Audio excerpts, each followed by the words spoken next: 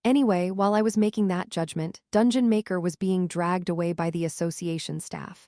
Somehow, with her arm bravely stretched upward, thumbs up, she managed to say, "I'll be back. Don't come back. Stay in the prison, please." Just like that, Dungeon Maker was quickly detained and taken away.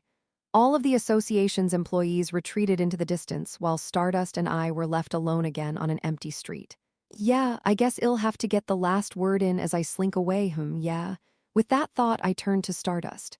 My gaze drifted to her lips just barely and I turned away. Are you out of your mind, Dylan? Get a grip. You're an adult, not a middle schooler. Having gotten myself under control, I opened my mouth to speak to her. Haha, Stardust. Well, it was a bit complicated, but we managed to escape. I heard there was a villain in my front yard, so I came to see what was going on. Ha ha, it's a shame I couldn't fight Stardust while I was in that labyrinth. It wasn't something I would have said after walking hand in hand with her inside, but I said it anyway. I don't think Stardust wanted to hear it. At my words, Stardust opened her mouth to speak. I see. Shame on me, I should have dealt with you there. It was a very Stardust-like heroic thing to say. I wish she hadn't said it while blushing and not making eye contact with me. What's with the vibe you two are giving off? What? Slowly, seeing that the chat window was also feeling this weird vibe, I quickly decided that I should not indulge and bounce. Not good, not good. HMPH. Well, in that case, I'll just have to bow out now that I've exhausted myself, and the next time we meet, it won't be like today. As I was saying my closing remarks, Stardust looked in my direction, still flushed and hesitated. Okay. And egoistic? What? Stardust looked at my hand for a moment, then at the camera, and then, as if deciding something, she spoke to me in a slightly lower voice than before. You have big hands. That, what? Okay. I don't know what it was, but if it was a ploy to embarrass me, I think it worked. Well, thank you for the compliments, and I'll call it a day for today's broadcast, so goodbye, everyone. No, we're ending this here. No ducking way, explain Stardust last comment and go. The waning sun has stolen our Stardust. Mangastick, Stardust, how do you know he has big hands? What were you two doing? Explain it, explain it, explain it, explain it, explain it, explain it. You're indulging me here. You're a real villain? Quick, release the video of what the two of you were doing in there. Egoistic. Do you want to see us go crazy? Tell me what you two were doing inside this shoot. Broadcast ended. With that, I turned off the broadcast and hurriedly teleported away. Convinced that I shouldn't look at the internet or television for the rest of the day. Okay, let's go home and get some rest. My mansion, my only sanctuary, and with that, I returned home. And at that time, you had big hands, ha. Han Seo-yoon, who had been watching the live broadcast with a worried heart, wondering if Egoistic was okay, heard what Stardust said and muttered that in a cold voice. That girl? Chapter 286. After escaping from the Dungeon Maker's labyrinth and returning home. Dylan, why were you holding hands? Haha, I was being interrogated by Seo-yoon. Actually, it was expected. Since Stardust words had already been broadcast, everyone would have inferred that much, and the TV would be showing me and Stardust love story again and again. In fact, it was the 4th or 5th time id said something about me and Stardust, so I wasn't really impressed. Of course, my ego stream colleagues naturally didn't believe such nonsense. Seo-yoon. It wasn't a big deal. I just grabbed her in the middle because it looked dangerous. Seo-yoon's eyes had already turned away. The child was grown up, and I was almost in trouble because Seo-yoon was secretly obsessed with me these days. Seo-yoon, you're a big girl. You're 20 years old anyway. Seo-yoon's eyes looked too dangerous to tell the truth, so I had no choice but to cover my words. It's true that I held her a little bit because she looked dangerous in the middle. I just held it a little too long. It's okay, I'll hold your hand the rest of the day. Of course, she didn't seem to hear me, and as a result, I found myself being held by Seo-yoon. So there I was, sitting on the couch with our hands intertwined on the cushions. Seo-yoon, are you satisfied? I'll keep doing this, so don't think I am. With a slightly reddened face, Seo-yoon said that. No, Seo-yoon, please don't be embarrassed if you hold my hand. Y'all just make me want to make fun of you. Hick, just then I moved my finger to tickle Seo-yoon. Hey Dylan, what are you two playing? Oh, Subin. With a gentle smile, Subin walked towards me. Oh yeah, that's good. I should ask her to stop. Seo-yoon, and just as I was about to say that. Can I join you? What? Subin, who was sitting next to me, grabbed my right hand and said that. No, Subin, even you really have big hands, Dylan. Ha ha ha. I was breaking out in a cold sweat as I listened to Subin, who smiled and said that. The members who saw us doing this thought it was funny, so my hand was grabbed by everyone. Ouch. Having barely escaped Seo Yoon, who was following me to my bed under the pretext that it was time to sleep, I sighed and sat down at my desk. It had been an eventful day. It's hard to believe it was only this morning that I was lost in the labyrinth with Stardust. Out of habit, I turned on my laptop. Stardust, shocker, what happened that day in the labyrinth, just the two of us? It wasn't until I saw the news about me and Stardust on the portal that I remembered that I had decided to stay off the internet for a few days.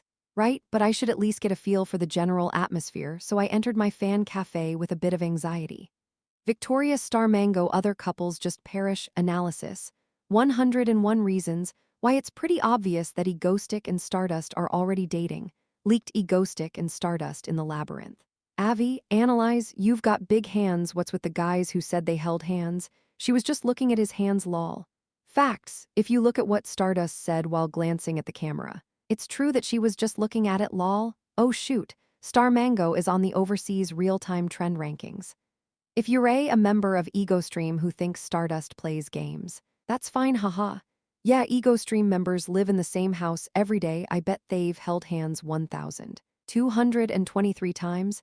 Egoistic holding hands and burning the entire country beyond a cafe with one rice cake is just goat itself. I wonder if Stardust and Egoistic really just held hands. We need to find out about the last room quickly. Dungeon Maker, I like it if we have to release her. Lol, I closed my laptop again. Looking at the clutter on the list of articles that had gotten hundreds of likes and taken the top spots. What do you expect from them? I thought to myself, it's not like they're going to say anything incendiary. So, what the hell was wrong with Stardust? Do I have big hands? I muttered, suddenly looking at my hands. I think they're just average. Maybe it's because of the physical difference between Stardust hands. They were definitely bigger than Stardust. Why am I thinking this? I shook my head as I realized how useless my thoughts were. Dylan, get a grip. You have to think coolly. I regained my composure and decided to slowly review what happened today. Stardust was a little strange today, to say the least. From the way she suddenly grabbed my hand, if I am not mistaken, to the "I don't care if I have to kiss you" comment in the room, to the sudden TMI about my big hands at the end. TMI, too much information, what is it? I pondered but couldn't figure out why, especially since she never did this to anyone in the original. My best guess is that she was trying to embarrass me. Other than that, I couldn't imagine why. She's the hero and I am the villain. Yeah, that's probably it. Let's stop thinking weird and get some sleep. I turned off the light, lay down and closed my eyes. The day's events flashed through my mind. You said we are in danger, so we should walk together. This is the only way to be sure. The image of Stardust holding my hand tightly in her own soft hand. Stardust face as she looked up at me, slightly watery-eyed and red-faced, as I walked towards her in the room that was supposed to be off-limits to kissing. I don't mind as long as it's with you. The way she said that, touching her lips at the end. You're crazy. I sighed as the images flashed through my mind. I sighed and lay back on the bed, shielding my eyes with my arms, and muttered, it can't be. That can't be right, and I'm not supposed to have rational feelings, and she's probably just trying to embarrass me without thinking about it. Come on, Dylan, you're not a middle schooler with a crush, are you? And so, that night, with all my thoughts running through my head, it wasn't until I finally had a "what am I doing to myself" moment that I was able to fall asleep. Yeah. Now that I think about it, Stardust should be sleeping soundly and peacefully, and I should be thinking about what the hell I am doing. She probably doesn't care anyway.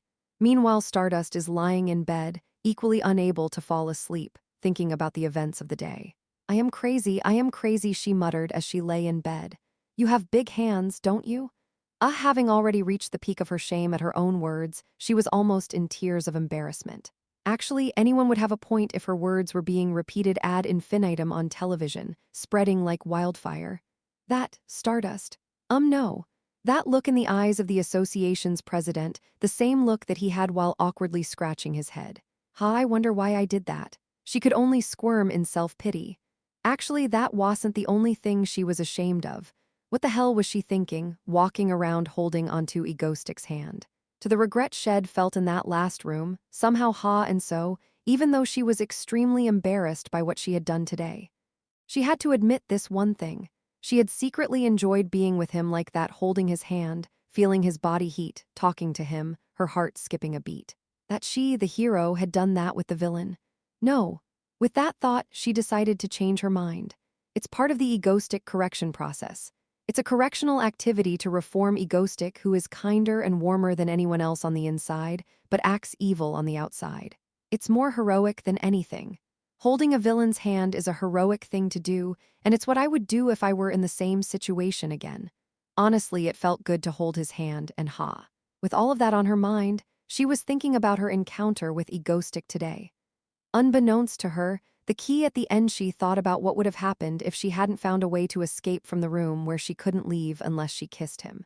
I am crazy. Blushing, she decided to stop thinking such crazy thoughts and finally fell asleep exhausted. Wait, egoistic. HMPH. Hey, yeah, ha ha ha ha ha. Waking up from a strange dream, Haru muttered in a small voice as she covered her reddened face with her hands. Haru, are you really crazy? Apparently, she was crazy. Chapter 287. Soon enough, the day passed. The disaster at the Moonlight Gate was beginning to fade from memory. After a long time, word came that the cathedral was gathering again. For the first time since the Moonlight Gate disaster. The living room. Looking at the letter, which said to meet rather than exchange information, I muttered to myself. Cathedral, a place where only S-class villains who lead an organization gather. It was founded by Celeste, the Saint of Light, who is considered the #1 villain in the world in terms of power and influence. In the original story, it's only now that it's beginning to take center stage. Especially since the world has been torn apart by the Moonlight Church. What happens now? I rested my chin on my desk and pondered the question. For now, I don't need to worry about my influence within Cathedral. I've already proven myself with the Moonlight Gate, and I have Katana, Li Xiaofeng, and Atlas all on my side. That said, I am not without my problems. I've been acting a little too outspoken lately, and some people might question whether I am a villain or not. I've been openly working with Stardust on the air, and foreign news outlets have been reporting favorably on me lately. Of course, it's none of my business. Of course, that was irrelevant. There are plenty of ways to get out of this, like blaming the heroes, catching people off guard. Didn't you guys work with the heroes during the Moonlight Gate disaster? And most importantly, I have friends at the cathedral who trust me completely apart from Atlas to Katana. The only problem is Celeste. I guess I'll just have to wait and see. With that thought, I prepared for the meeting. Cathedral finally arrived. Greetings, egoistic. Stepping into the once white cathedral, I followed the priest's words across the long hallway to the round table room. And when I arrived, I saw familiar faces.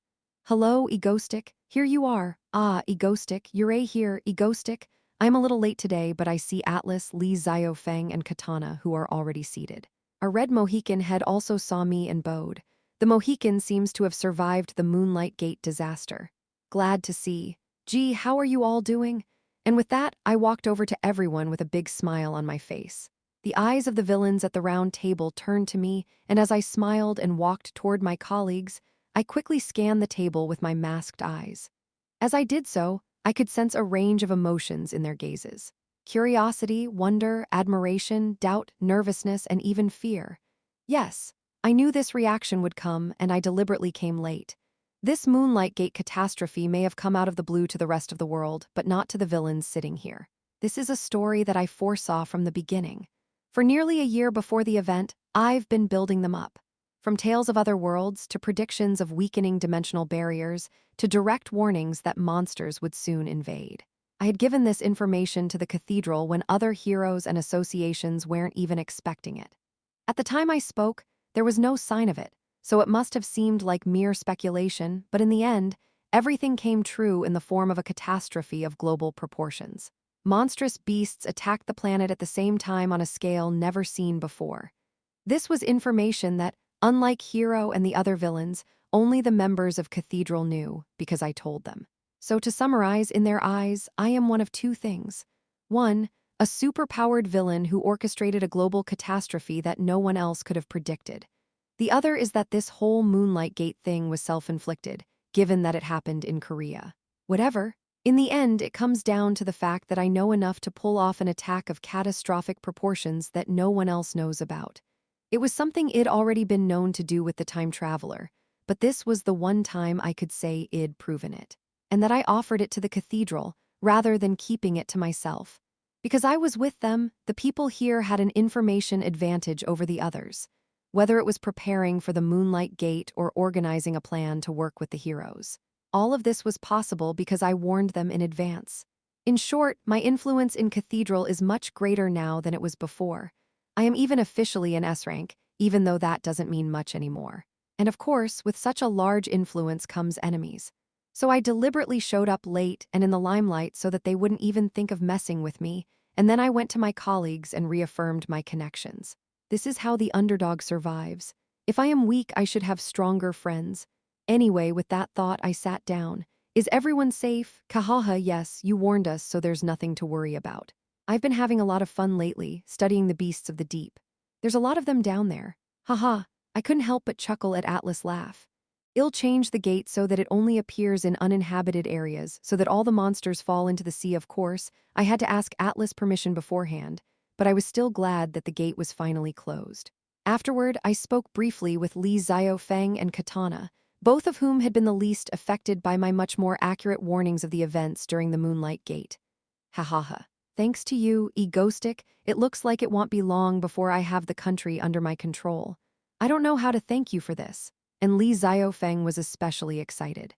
It seems that the Chinese government has been badly damaged by this disaster, and they are shaken. He's taking advantage of this opportunity to expand his range. Well, in the original story, he has eventually eaten the government, but I think it will happen soon. Other than that, Katana said Japan received a little damage, so they were eager to recover. Everyone was busy, so this was the first time we met in person since the Moonlight Gate disaster. Of course, there have been many personal contacts and diplomatic exchanges through Lee Seola, but we're part of the East Asian Villains League, aren't we? Anyway, while we were catching up after a long time, Celeste arrived relatively early. Is everyone comfortable? She appeared dressed in white saintly robes, her head covered with a white veil and her eyes closed. Dressed in pure white with golden embroidery, she exuded an air of mystery, as always. And with her arrival, the meeting finally began. I see that some of you are missing. She looked around the table for a moment, then said, her eyes are closed. How does she know? Does she sense any aura? While I was thinking about that, Celeste continued in a clear, mystical voice. I've heard that some of our colleagues have passed away, and I offer my condolences to them. May God watch over them. Some had died after all. Or rather, God watch over them sounds funny. A God who watches over villains, I guess she's not wrong. That's why I've called you here today, to make sure the dust has settled and that everyone is alive, even if you don't want to share any information. Because I have something to share with you. And so, naturally, the time for information sharing returned. Celeste opened her mouth, and what she said next was very revealing. She hadn't expected to share it with them today. Ladies and gentlemen, as you can see from this incident, gods exists in this world. Information about the gods of this world. I had been nodding and listening until this point. Is she going to release information about the gods on this occasion? Until I heard the next words. And this time, the god who caused this disaster is an evil god. I froze at the suddenness of her words. Yunwu's father, who was diligently blocking the dimension in a white space that looked like it was going to make him go mentally ill, was the mysterious evil god TLN. In case some of you forgot Moon God, it's Yunwu's father. Then she continued. It was a long, rambling speech, but in the end, because the sun god bent down and watched over us, this disaster was stopped. It ended with a sun salute. Hey, I stopped the gate with Yunwu. The gate was closed by the moon god. I didn't ask, of course. I didn't know what she was up to. Anyway, just like that, we exchanged a few more words and the meeting was quickly over, leaving me wondering why it was called at all. Well, at least they didn't talk about me, so the aggro was less likely to be directed at me. I was expecting a mention of the Moonlight Gate, but thankfully there wasn't one. Well, shall we be going then? And just like that, everyone was on their feet and I was on my way. Oh, and Egoistic, can I see you for a second? From the far end of the round table where Celeste sat, her voice echoed to me. Yes. I stiffened and couldn't help but turn my head. There, I could only see Celeste's silent, closed-eyed, smiling figure. What are you doing to me? Chapter 288. I was alone with Celeste in the empty round table room, with no windows but stained glass that glowed with their own light. Why are you calling Egoistic? Can I join you? I am sorry, Atlas, but this is a conversation we need to have in private. That can't be, Atlas, don't worry, you can go first. It's not like we're going to have a difficult conversation, but Atlas, who didn't want to leave me, and Katana, who was looking at me worriedly, finally let go, and the meeting was finally organized. At the round table where everyone looked at us curiously and left, I, sitting across from Celeste, was rolling my eyes. This is ducked, I thought to myself as Celeste calmly served me a cup of tea.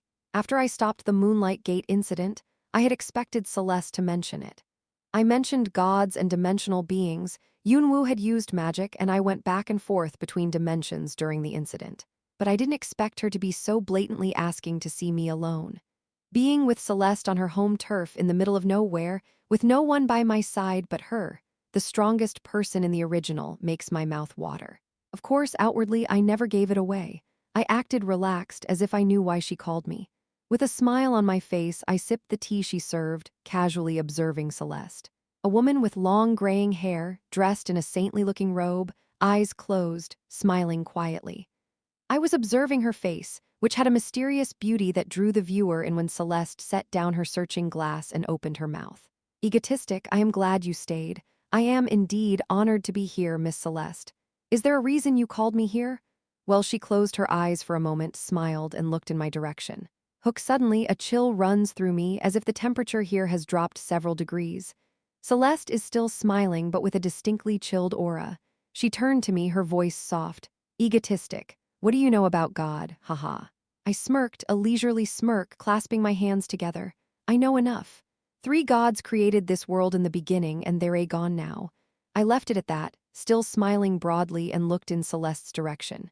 At least I'd gotten the last laugh. A strange sensation still wrapped around my body, but apart from that, I only smiled and said nothing else. Yeah, use your powers on me. As I stood there unmoving, she continued. She smiled back and then, in her still angelic voice, said to me, I see, so perhaps you could tell me how you knew the gods existed. Well, I don't know, I just happened to know. I smiled and said that. I paraphrased a bit, but it was the same as if I had just said outright, I don't know. Even though I was smiling so casually, inwardly I was already nervous as hell, and my mind was racing. What was the identity of the beautiful gray-haired woman smiling with her eyes closed in front of me? Celeste, the most dangerous villain in the world, was almost always at the top of the list. Reigning as an almost absolute terror on the American side, she's a villain so intimidating that even heroes can't touch her. I don't know how many dozens of abilities she has when everyone else has 1, 2, or 3. If you look at her old footage, she's pretty much a walking disaster. But hey, I'd rather be smugly smiling in front of her, like I know some huge secret, and act like I am strong just like her. As a follower of the sun god, she probably doesn't know much about the Moonlight Church, which involves the moon god, and I knew exactly that. She watched my reaction with her eyes closed in silence, and after smiling briefly, then took another sip of tea and spoke to me. I see. I've only called you here today because I have something else to ask you then, egoistic. Yes. I'm not going to ask you how you found out about the Moonlight Church because everyone has their secrets. Hearing her say that, I paused for a moment. What, you didn't call me here to ask that? I've got all kinds of excuses. Just as I was thinking that, she opened her mouth with a warm smile and spoke to me. I just want you to know that I want to continue to work with you. I am not your enemy. Haha, how could I think of Celeste, the head of our cathedral, as an enemy? I replied, laughing along with her. She laughs, I laugh. She seems to have forgotten that she was trying to intimidate me by blasting the temperature out of this place earlier. I got the gist of what she was saying. This is a warning. Maybe that's why she called me today. To talk to me, to get my thoughts out, to say this. Whatever I do, don't do anything to upset her. She also seemed to be approaching me quite cautiously, probably because she doesn't know how much I know and how much power I have. It wasn't all bad, though. A blatant assault on me here could have gone quite badly. I sipped my tea and smirked. I am worried that she might have spiked it with something, so I'll have to have Hayel detoxify me when I get home. Anyway, after that, I had a few more words with Celeste. Mostly useless, of course, but oh well. We're used to laughing and saying things we don't mean. And then I don't know how many minutes passed. Oh my God, how much time has passed already? Luckily, Celeste was the first to suggest that we end the meeting. Okay, I should probably go, my coworkers are waiting for me. Haha, okay, take care. With that, I stood up. I smiled and waved goodbye, then ran without looking back. I felt mentally drained after only a few words, and all I wanted to do was lie in bed. As I always say, it's never easy being a villain. After I walked out of that round table, I left a message for Atlas and the other members of the East Asian Villains League, who were worried about me, and went home. And it turns out I haven't been to Atlas City in a while. I'll have to go later. Laddie's City, the city founded by Atlas. Atlas was sitting on the throne of his temple, trying to put his daughter to sleep. So Brother Egostic can't come today? That's right. He said he had a lot to think about after his conversation with Celeste, though I can't imagine what he was talking about with that smirking white woman. Ask him next time. The rest of Atlas' words were lost on his daughter, Ariel. I see, he's not coming today either. Ariel's blue hair hung limply, her expression dark and helpless. It had been a long time ago that she had asked him to join his villain alliance's ego stream, but he had rejected her for being too weak. Since then, Ariel has trained hard and dreamed of proving her abilities to Egostic and asking him again, but only if he comes here. But that can only happen once he arrives here. She waited and waited for him, but he was too busy with various things, starting with the Moonlight Gate disaster, to come here, and in the end, he didn't even come after the meeting of the villain alliance with her father. In the meantime, Egostic, you have big hands, Ariel was already up to speed on what was going on in Korea through television and the internet, so she knew what he was up to, and she knew that at this rate, she would be forgotten. After thinking about it for a long time, Ariel said, "Okay." Her eyes lost their light and she muttered, "If he doesn't come, I'll have to find him myself." She was already beyond rational thought. Go to Korea in a way that he could never ignore her and show him that she was stronger now. And with that, Ariel was gone, her blue hair whipping around her. I wonder if my daughter is a late bloomer. Muttering to himself, Atlas could only sigh as he watched her stomp away. He had no idea what his daughter might do later. Why the chill again? A chill? Are you sure you're okay? Do you need me to heal you one more time? The Ego Stream Mansion. I felt an uncharacteristic chill, and I shivered involuntarily at the ominous sensation burning through my body. Celeste, what did she really put in the tea? Chapter 289. After returning from Cathedral, I sat at home for a few days, thinking about things. I realized one thing after my trip to Cathedral. This is not easy. I realized that the last half of the original was not easy. The final boss was a problem, but Celeste seemed to be a big problem too. Can I stop her? Well, there was still time, so I didn't get too excited and worried. However, I realized that I would be in trouble if I didn't come up with a countermeasure soon. After all, the best plan is to appease her without turning her into an enemy in the first place. I don't know. I started to do what I could, one step at a time. Right now, I am trying to figure out the villains that are going to appear in this phase. The biggest problem, Seo-yoon, is completely my ally, but that doesn't mean the other villains are okay. Right off the bat, Dungeon Maker is not normal, and it's not unusual to have villains who act differently from the original. I decided to get these crazies out of the way first, so I could get on with whatever else I was doing, whether it was beating up bosses or something else. Get them out of the way and get ready for Phase 4. So back at the house, I picked up my laptop and got to work. As a result, the members of our ego stream became depressed again. Hey, are you having fun? Seo-yoon, do you think Do-in is having fun? It's a sunny spring day again. Birds are chirping in the mountains, and the bright sun is shining through the trees in the front garden of the big house. I am sitting on a bench, tapping away on my laptop, and Seo-yoon is sitting at the table across from me, her cheeks puffed out. This is too much, too much. You can take a day off on a day like today, of course. Seo-yoon, who said that, was also assembling a cube or something with a strange toolkit. And while we were sitting at the table in front of the garden, Choi Si-hee, who was playing with lightning when Seo Yi-young next to her, came down from the sky, flipped her hair back, and said to me, "What the hell did you do at that villain meeting? You're suddenly so eager." She asked me as she casually sipped my drink from the straw on the round table. I narrowed my eyes at her before turning back to my laptop. It's just I thought it would be a good idea to prepare for the future. Even though I had crossed the big mountain of the Moonlight Gate, I still felt nervous about something. It's not because I want to finish and retire. It's because I am afraid something will happen. Anyway, I don't know what kind of surprises will come my way, so I decided to get things done while I still have time. Just like with Dungeon Maker, it's good to be prepared for anything.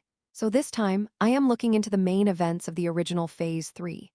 In particular, as the main disaster was a major prison break, I was mainly investigating events related to the Eastern Superhuman Detention Center, also known as Isk Karkaris, where villains are imprisoned. Something has been bothering me for a while now, and I've been looking into it.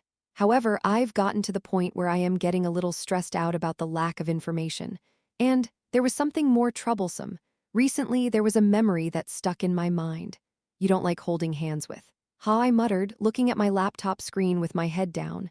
Ever since then, the image of Stardust has been haunting me. That day must have been a bit of a trigger. To Stardust, I'm nothing more than a masked, rolling, talking potato. She doesn't care about me at all. I don't care if it's with you. I don't know. I don't know why I've been thinking about this lately. I am getting lost. That's when I was lost in thought, staring blankly at the monitor and scratching my head. Bam! Suddenly the laptop slammed shut. From where the screen was, the face of a woman with purple hair, Seo Yi-young, appeared. Aha! When I gave her a puzzled look, she took her hand out of her large hoodie and wagged her finger in front of me. She then laid down my laptop on the table and leaned in close to me. You shouldn't be working so hard. You need to take a break to clear your head and get some fresh air, okay? Seo Yi-young looked at me with wide eyes and said that with a serious face. At that time, Seo Yoon was nodding her head while saying, yes, big sister. I was surprised because it was the first time I saw Seo Yi-young speak so seriously. Was she a girl who could speak like this? And when I was thinking that, Seo Yi-young began to melt on the table. And I need you to deal with Choi Si-hee instead of me. I am tired. Hey, Seo Yi-young, where did you run off to? Aren't you coming back to train? I saw Choi Si-hee smiling down from the sky, and Seo Yi-young covered in sweat on closer inspection, so I concluded. I realize now that she ran away from a duel with Choi Si-hee that was supposed to be a game using her powers. Yeah, well, I suppose it's okay if I take a break to stretch my legs. With that, I left Seo Yi-young lying on the table and stood up, smirking at Choi Si-hee.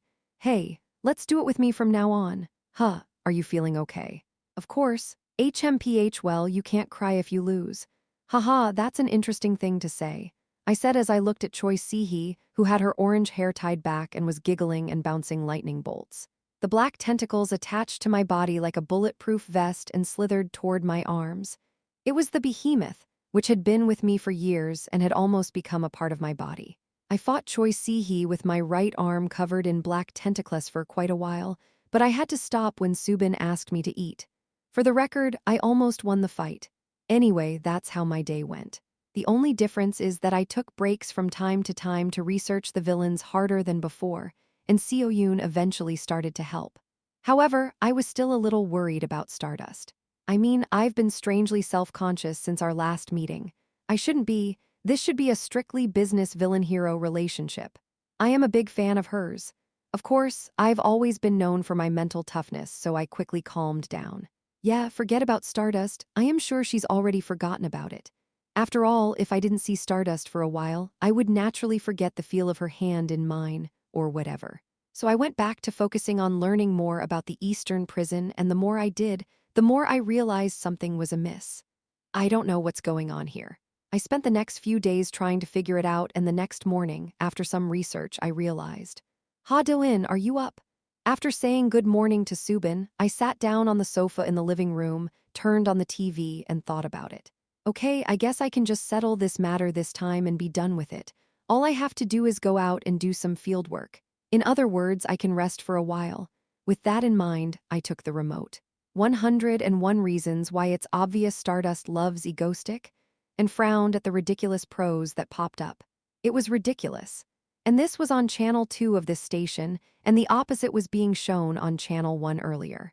No, they're still talking about me and Stardust. That's how they get ratings. It was ridiculous. Reasons why Stardust is a fan of Egoistic. The first one is still. Just in case, I need to see what kind of bullshit he's talking about. Let's take a peek. And that's when I turned down the volume on the TV and sneakily looked at the screen. Breaking news?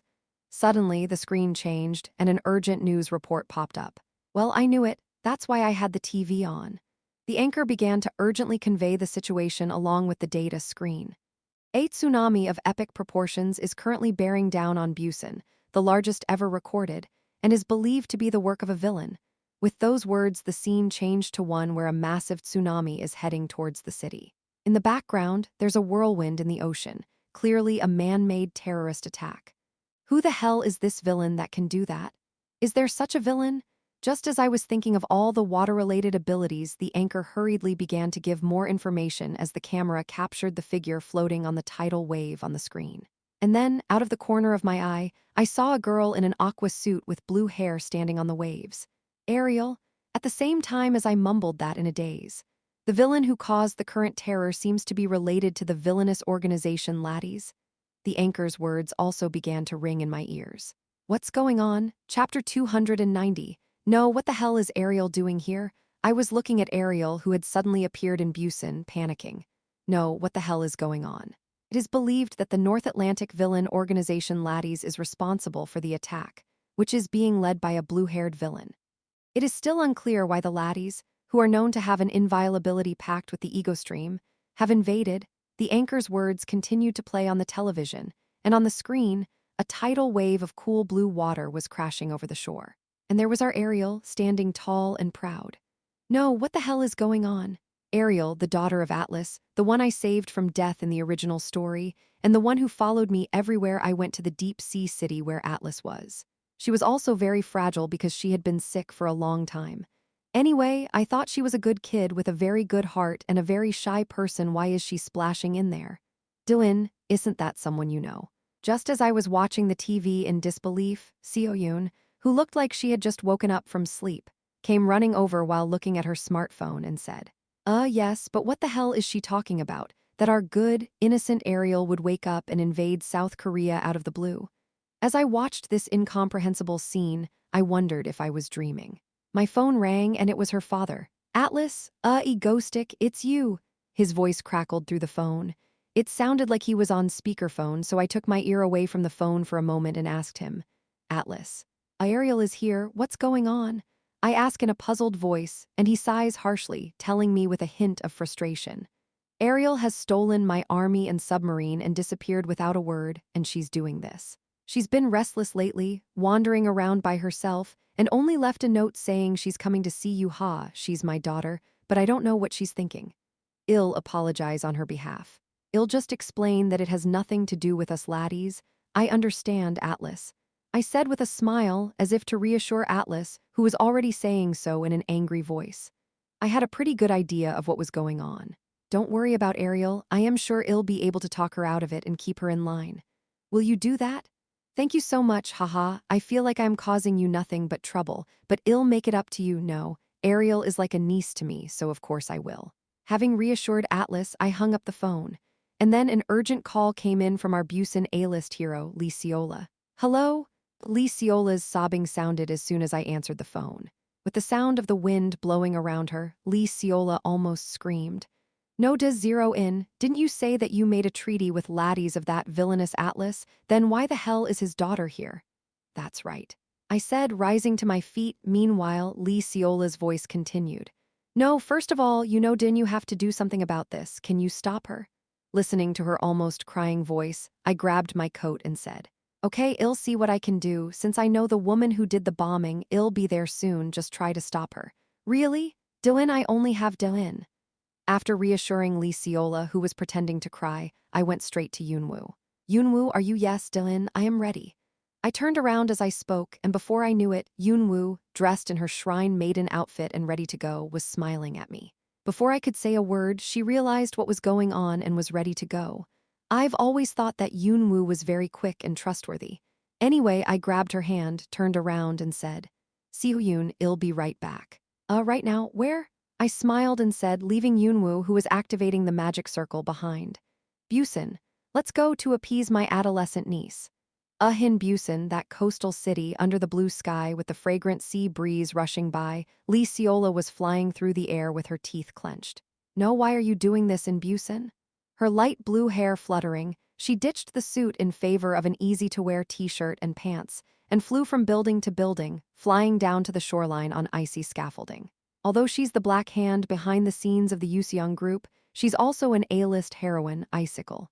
In times of great terrorism like this, she has no choice but to step out as Icicle.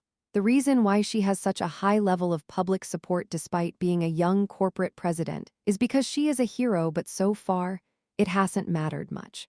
Strangely, in Korea, all the villains seem to congregate in Seoul, and most of the terrorism happens in the capital, so there's not much she can do. Plus, the few villains that were there were all in the information provided by Egostic, so it was really just a scorecard. Occasionally, it was good publicity for her to appear as Icicle to put down a terrorist attack. The hero, a young woman and corporate president, defeated the villain. It's a great story. Of course, most of the articles about heroes were related to Stardust for her, who was still thinking about how to control Korea in her spare time. The sudden invasion of a foreign S-class villain into Busan came as a shock. A tsunami, a tidal wave, the waterfront is a mess. The good news is that they haven't penetrated deep into the city center yet, but you never know. Sir, we've evacuated all the city residents for now, and we're working on emergency protocols with the Yuseong squad members. Okay, I'll take care of this, just make sure there's no further damage. Okay, then, after cutting off the contact with the secretary in her ear, Lee Seola sighed as she ran.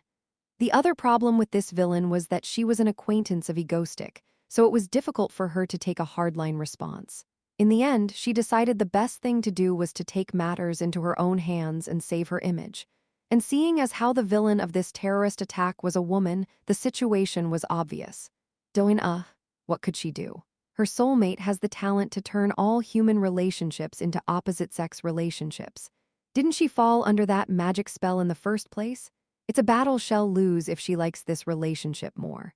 With her hair fluttering in the wind, Lee Seola finally arrived at the beach. And there it was in front of her. Waves of truly overwhelming size. After the Moonlight Gate, the monsters kept coming over the beach, but the plasma barrier made by Yuseong Corporation had blocked them to some extent, but even that was fragile and about to break. In conclusion, it was up to her to stop them for now. Can I stop that?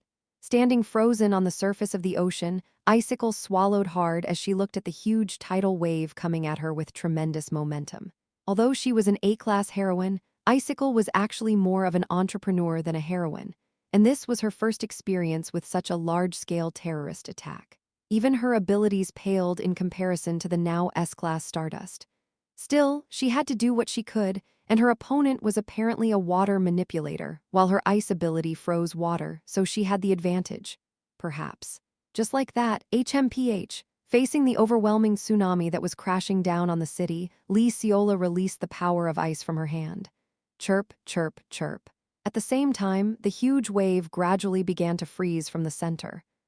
With that, Icicle used all her strength, finally succeeding in freezing the entire tsunami.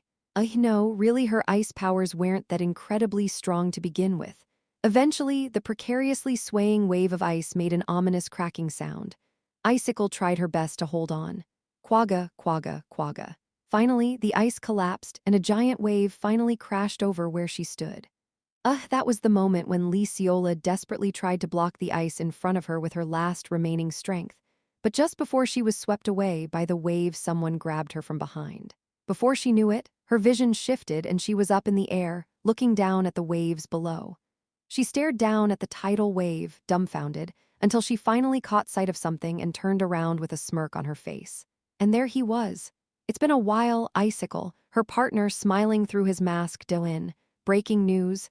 It seems that an Egostic has appeared in Busan at this time, of course. Stardust, a Korean S-class hero, was flying in the sky with her blonde hair flying around her ears as she listened to the news. When she heard that a major terrorist attack had occurred in Busan, she immediately went to help. Never in her wildest dreams did she think she'd end up there, and so in Busan, a mysterious four-way meeting was about to take place. Chapter 291. Above the ocean in Busan with Lee Seola in my arms, I clicked my tongue and looked toward the sky. My heart feels magnificent. The wild waves and whirlpools are a mesmerizing collaboration. Even the whirlpools on the other side of the ocean were stirring, and I was almost confused whether it was Busan or the Caribbean Bay. Korea is cool today, everyone. Ghostic. Hello? And there she was, giggling in front of me. As she rubbed her long, light blue hair against my chest, I smirked and opened my mouth.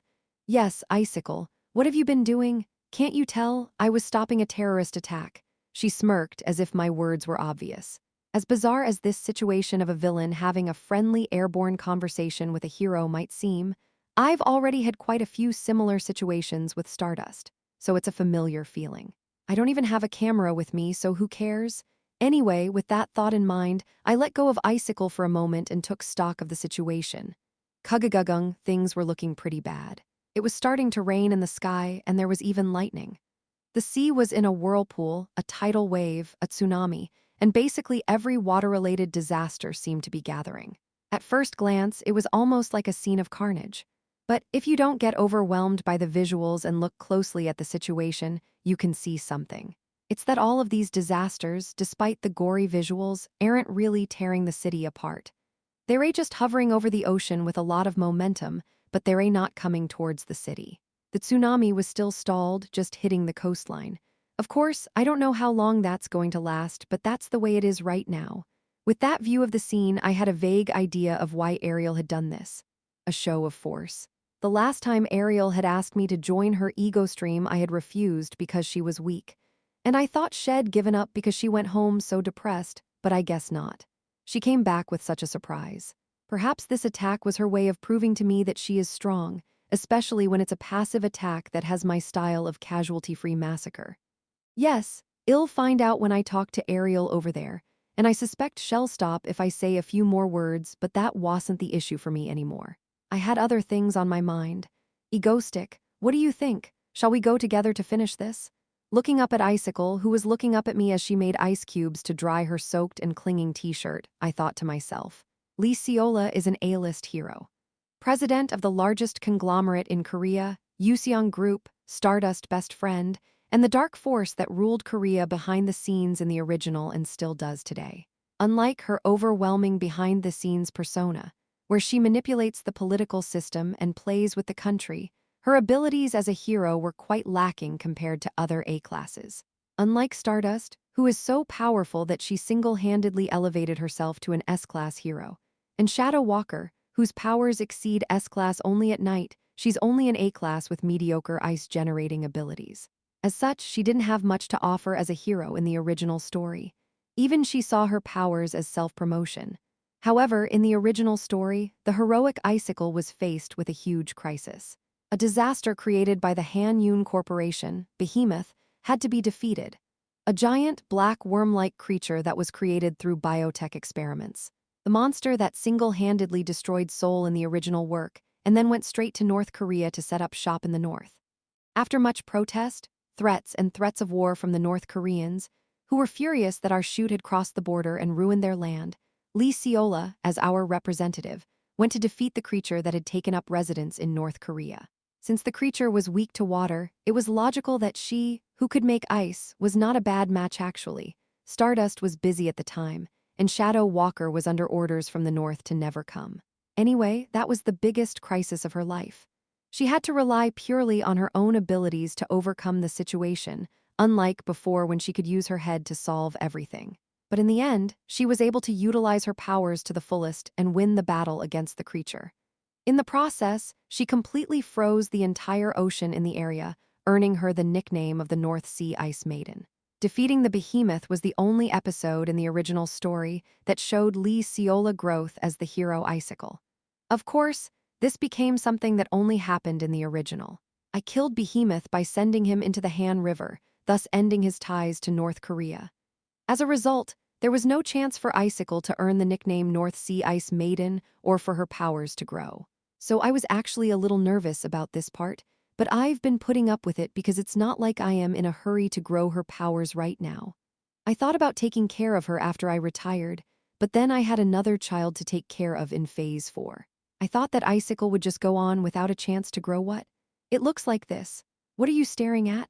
As I silently looked down at Lee Seola and thought about it, feeling the pressure of my gaze, Seola turned her head slightly, with her ears slightly reddened and her arms crossed to cover herself.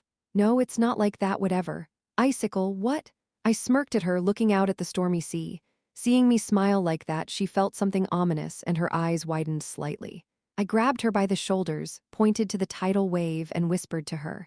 I'll try to convince that villain, but first, why don't you, Icicle, stop all those waves and whirlpools? Haha, egoistic, what do you mean? You can just teleport? No, Dylan. How am I supposed to stop that? Of course you can stop it. You can freeze it. What? You want me to freeze it? Yep. I've been thinking about it, and this seems like the best opportunity to grow Icicle. I reminded her that the tidal wave didn't really affect the city center, then patted her on the back and said, "Come on, Icicle. Mr. Dylan, wait, I am not Stardust." With that, I teleported away from Seola, who was trying to grab me from behind, to the sky above where a huge storm was brewing.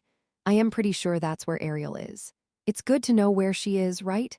With that thought, I flew around. Out of the corner of my eye, I looked at the grunting icicle below me. This is bad. The sea in front of Busan. Luciola was walking on the sea, freezing the ice as if she were the Ice Queen Haru and she had seen together as children, and she was heading towards the waves with her light blue hair sticking to her face. How could she freeze this?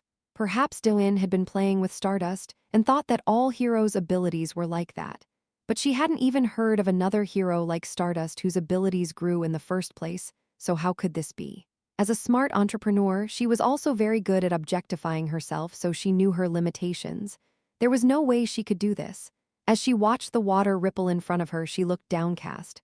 Go ice. She shook slightly as she imagined Doin cheering her on with a look of firm belief that she could do it. Yeah, but that was egoistic, not anyone else, so of course he's only saying that because he has reason to believe she can do it. If I put all my strength into it, will it work? Oh, I don't know. If I fall down, hell save me. I'm a very rational person, but I can't get involved with him. I have to be responsible with that thought. She pulled on her t-shirt and breathed in. Okay, let's give it a shot. I haven't had a chance to use all of my powers so far, so maybe it's just that. Like that. Hey, As the second wave roared, a tsunami-like wave so large it shadowed her. H. She steeled herself, forming ice crystals in her hands with a strength Shed never known before. Then, centered on her, the churning seas began to freeze into an immense mass of sky-blue ice, no waves, no whirlpools. Ooh, she gritted her teeth and gave it her all, something she had never done before. Tusk. Finally, she succeeded in freezing the tornado in the sky. Soon, she was floating on a frozen sea like an ice kingdom. After exerting all her strength, Luciola collapsed on the ice. Ha, did I succeed? Yes, you have succeeded, Icicle, I knew you could do it. A man descends from the sky, clapping his hands and flapping his black cloak. Smiling, he turned back around and held out his arm toward her, and Icicle couldn't help but chuckle to herself and take it. Egoistic, I guess I'm getting a desk job after all. It was so hard. And then, Stardust froze at the sight of Egoistic and Icicle smiling and holding hands. When did you two get so close? Chapter 292. As soon as she heard that there was a major terrorist attack in Busan, Stardust immediately took flight and headed there.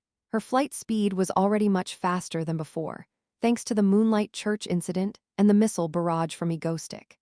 To protect Busan, the attack is believed to have been carried out by the North Atlantic villainous organization, Laddies, and that it was carried out by Laddies, who was friendly with Egoistic and had promised to bring no terrorism to Korea.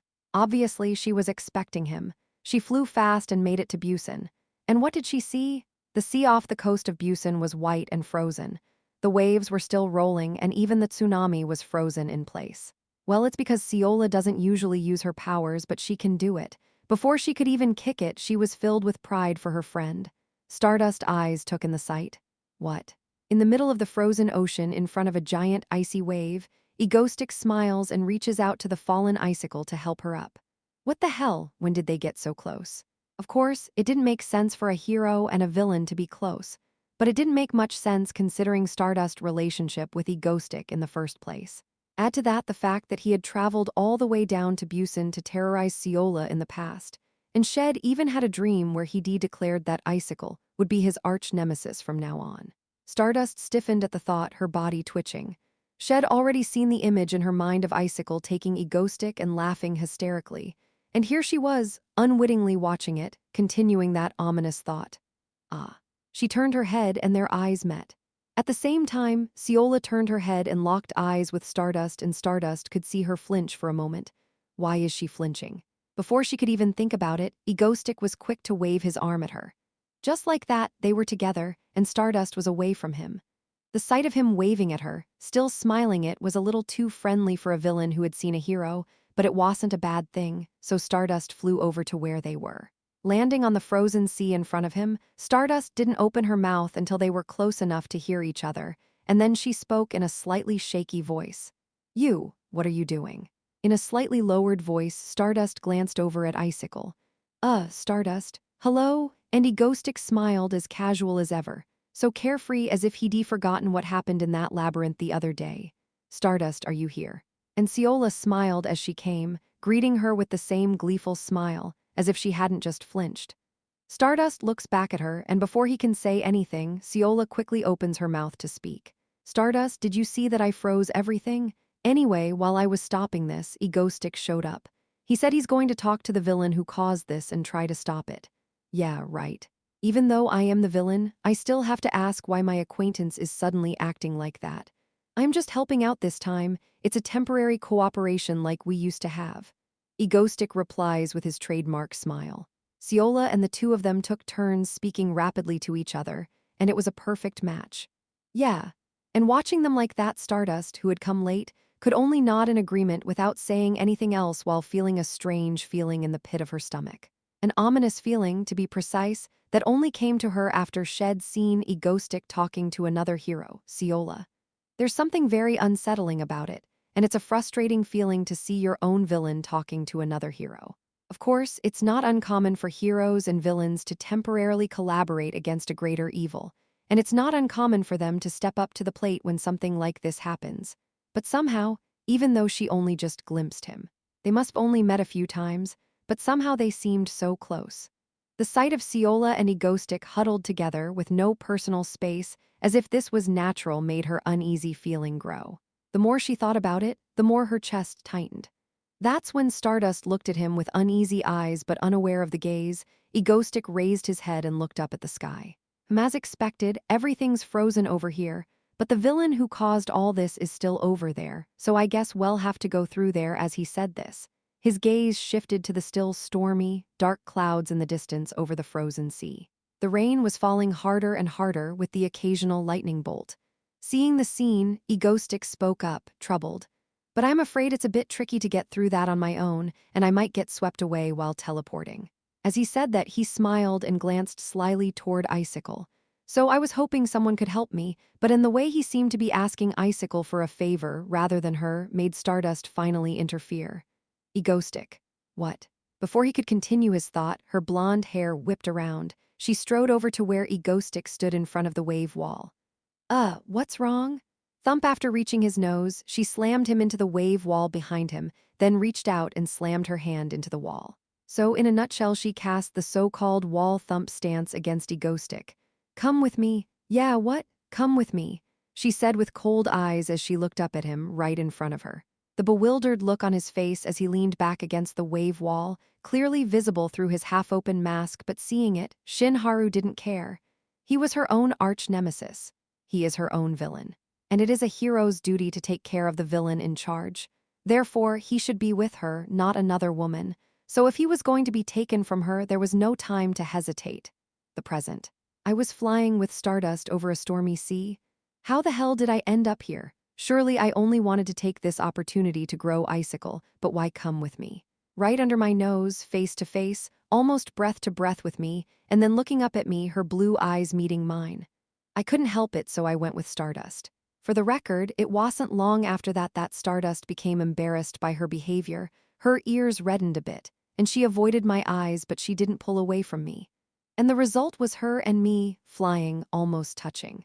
Once we got out of the freezing water and went deeper into the ocean, it started raining again, and we ended up soaking wet. Of course, I was the only one who got wet, and Stardust, who was wearing a hero suit, didn't seem to notice whether the suit was waterproof or not. Of course, her hair was soaked and stuck to her head, but she still looked beautiful. So yeah, this is not the time to think about this. I should be thinking about Ariel. And just as I was thinking that, Stardust suddenly turned to me and said, "It's in there, isn't it?" With that, she pointed to a rather large circular sphere of water. "Yeah, I think so," I replied. She nodded and suddenly grabbed my hand. Her hand was wet and clammy.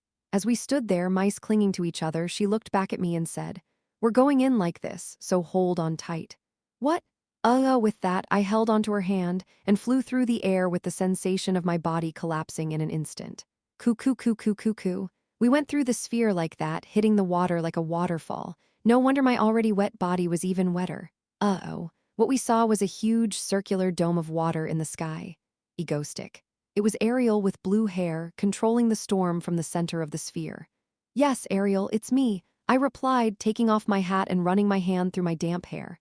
"Ariel?" Stardust stared at the two of us, scratching her head. Ariel's expression darkened for a moment as she looked at Stardust. Ariel, I don't know why you're doing this, but I think you should talk to your brother, my brother. I know. Ariel interrupted me and suddenly said that. Her hands clenched into fists, she looked at me and said, her eyes slightly watery. My brother is dating her. Huh, I ask, stunned by the suddenness of the conversation. What? Stardust next to me also reacted. She looks back at me with a cold, hard face. No, I could be dating a girl. Is that such a shock? Of course, I am not dating anyone, but before I could retort, Ariel's words were faster as she stretched out her hand. With her. And at her fingertips, there was Stardust. No, why is she under such ridiculous illusions? That was the next thing Stardust wondered after her sudden blush and embarrassment. Chapter 293. A dark cloudy sky with heavy rain. A great spherical space made of blue water floating in the air. I stepped into it along with Stardust, who had come to help me. Well, Ariel, I think you've got a big misunderstanding. I was sweating profusely, trying to explain to Ariel, who was sobbing in front of me. Ariel's shocking statement came out of nowhere. When she asked me if I was dating Stardust, I was dumbfounded. What could she possibly see that would make her think that? Is it because my infatuation has spread abroad? Big brother, I am not stupid. Ariel says that while suddenly wiping her tears with her clothes. Why was she crying? I couldn't understand, but before I could say anything else, Ariel continued. First of all, you're obviously dating from the way you're acting on TV, and how can anyone not notice that? Ariel's eyes narrowed, her fists clenched tightly in each hand as she shouted. Naturally, it sounded very ridiculous to me. Of course, well, it might look like that in a place where there are no cameras, I mean. I might have done something that could be mistaken for something else, like holding hands, or just blurting out weird things when I am alone with my emotions. Things like that, of course not.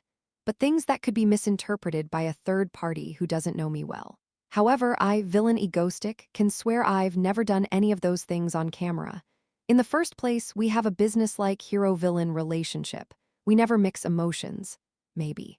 In any case, I glanced at Stardust in disbelief, because now was the perfect time for her to be just as annoyed as I was. Imagine being told by a hero, you're actually dating a villain, aren't you? That would piss me off. I looked back at her, expecting Stardust to speak for me, and I don't know what you're talking about. She actually did say that. Not because she was angry, but because she was still a little flushed from ear to ear, scratching her cheeks and avoiding eye contact. And when did I, looking at Stardust muttering seriously to herself with reddened cheeks, I decided to just take care of it myself. She looks a little flustered. Yeah, well, it's not often that she gets to hear this stuff in person. Maybe, yeah. I'm about to embarrass myself, so let's stop thinking about this. I don't care who you're with, I am just happy to be with you, and that's all that matters. Is that so hard? And while we're at it, my Ariel is still spouting off words that will make me kick my futon even in a month's time when I think about them at night. I was a little disoriented by the whole love and war thing, but I had to say something. So I did. I sighed and replied to Ariel in a low voice. Ariel, I don't know what you're thinking, but it's not true. Not what? I mean, really not. Has your brother ever lied to you? As I said that, as if to calm her down, Ariel gradually calmed down. Really? To Ariel, who asked that with slightly reddened eyes, I beat my chest in frustration. Why on earth did you think that? The last time you asked me, I said there was no such thing. You did. Ariel calmed down, wiped her eyes, and stopped crying. And only then did she realize what she'd done, her cheeks flushed. Yeah, I am glad you're embarrassed. Good thing you know how to be embarrassed. So, Ariel, why did you cause this? After Ariel had calmed down a bit, I looked at her and said, look at the storm, look at the tidal wave, look at the mess. Of course, there was the unexpected income of growing icicle anyway. I had a rough idea, but it's better to hear it from the horse's mouth. In response to my question, Ariel answered quietly. You told me I was too weak to enter ego stream, so you wanted to show me what you could do? Yes, as expected. I sighed deeply at the answer, which was no different from what I expected. No, then I'll tell her she's that strong.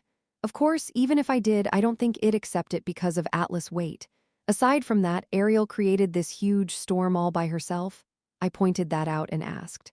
Oh, I did have some help from my dad's fishermen. Ahaha, I could hear Ariel's words as she smiled and admitted the truth.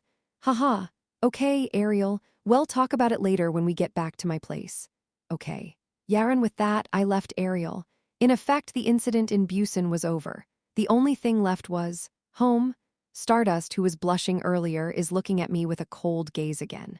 Dawn, what the hell are you doing in there? There's a whole bunch of people outside right now who can see everything you're doing. The public's reaction to witnessing the sudden hijinks. So, to be fair, they were both problems. After a massive terrorist attack in which a tsunami crashed into Busan, the public went into a frenzy at the unusual southern terrorism. Oh shoot, it's Busan. But suddenly I am making a disaster movie? Photo of a huge tsunami, no. What's wrong with me? Comment, I'm watching the news right now, and this is the first time I've seen Busan being terrorized. Now can you understand the pain of Seoul people? Busan people who lived without any terrorism are suddenly distracted by the spicy terrorism they are experiencing for the first time. We've all been through the monsters jumping from the Moonlight Bridge. Now they're all running towards the interior. Busan doesn't even have a Stardust. Big deal, Stardust will be called like she's on her way, Icicle shows me once. Honestly, waiting for Stardust would be quicker. But now it's said that it's laddies who did the terrorism, but isn't there a collaboration between them and Egostic? Until now, even during the simultaneous invasion of the whole world, they terrorized except for Korea, but suddenly? And that's a little weird, and didn't you fight with them? And the scale of their terrorism is smaller than their average. But I don't know what it is. And according to the latest news, it was a woman who caused the terror. Gasp, ahaha, oh, if I sleep like this. Isn't there a good chance that Egostic will come to Busan? Huh. I live in Busan and was running away, but when I saw this, I turned the car around and headed back to the beach. Haha, I bet on my life that Egostic will appear. Haha, you crazy guy, haha. Breaking news, real appearance of Egostic Busan. Photo just got caught on a broadcaster's camera. Or is it you again, Mangoity? Comment. Wash shoot, I did something last time and it was Mangoity. Thank you, Mango, thank you, Goat. He's faster than Stardust now, haha. Honestly, if Egostic is more reliable than Icicle, then I'll just go for it. He shakes his head, lol. Icicle is an A-level hero and Mango is an S-level hero, but it can't be helped. But why is it not broadcasting? But why is it not broadcasting? But why is it not broadcasting? Huh, is it true? After that, people calmed down as quickly as if they hadn't seen it before. While the media calms down to the point where they send out a broadcast saying that now that Egostic is here, you can rest easy. Meanwhile, people started saying strange things again. Latest Icicle x Mangostick, what the hell is that? A picture of Icicle smiling and chatting with Egostic. HMPH, what are you two doing? Icicle Mangostick resurrection. Comment, oh, Ice Mango Rice Cake resurrected after 100 years. Hey, what are you doing? This is adultery pure love. You crazy guy, haha. Ice Mango supporters also admitted that it was an affair, haha. Mango cheating on Stardust. Stardust will arrive soon. Fact, Ego Star is just a fuss from fans. The two actually have nothing to do with each other, haha. Ha! What are you saying now? You guy, what are you talking about? Look at the comments from the Ego Stars running wild, haha. In the meantime, even when the hero and villain talk naturally, people don't react at all, haha. It's just everyday life now, haha. In addition to the community, the stranded people also gathered in the station's chat room, where cameras were broadcasting the situation from afar. Still, it was calm there, to Stardust even mouthing off. After Stardust arrival, it exploded. Even though it was too far away and the angle was obscured by the ice crystals that froze the sea, it was hard to see, but still, people were eagerly writing down their speculations. Especially after Stardust flew off somewhere with Egostic. People were dying to know what the hell was going on in there, seeing Stardust and Egostic go into that strange sphere of water and not come out. Inside that sphere of water, I was now planning my next move. To be precise, I was planning to take Ariel and run away from Stardust. Chapter 294. On the sea off the coast of Busan, inside a giant wall of water droplets, Stardust stared uncomfortably at Egostic, who was offering to take Ariel with him. The villainous organization Laddies suddenly unleashed a terrorist attack on Busan. And the truth behind the attack, she realized, was simple. She, Ariel, wanted to be with him, to get his attention. From the sounds of it, they've known each other since the beginning, and it seems that he refused to let her join his villainous organization, the Ego Stream. And her terrorism is the result. So, to summarize, another woman came forward and said she wanted to be with him. And this is the situation. I guess you two know each other. More than that, your house? Stardust didn't like this, not at all. She said it with her arms crossed and a cold voice. Why did it make her uncomfortable that he had another woman in his home, when surely there was nothing between him and her? No. As she thought that, she changed her mind. No, they weren't. He and she, hero and villain, bound together by their mutual enmity. And he had told her that she was important to him, I mean. It's not weird to feel this way. And when a villain is about to recruit a new villain, it's natural for a hero to be angry. Actually, she's not sure that's the only reason. Anyway, it was in this state of mind that Stardust opened her mouth to speak, her face still cold as she turned to face the panicked Egoistic. Stardust! Suddenly, he turned to her. Huh? He came out of nowhere, out of thin air, toward her. Before Stardust could question, "What is this?" He was moving toward her with such speed and ferocity that Stardust panicked. Before Stardust could think further, Egoistic was standing in front of her. What? She crossed her arms and looked up at him, trying to keep a cool face, but inside she was extremely confused. And whether she knew it or not, when they were within breathing distance of each other, Egoistic looked into Stardust's eyes and spoke.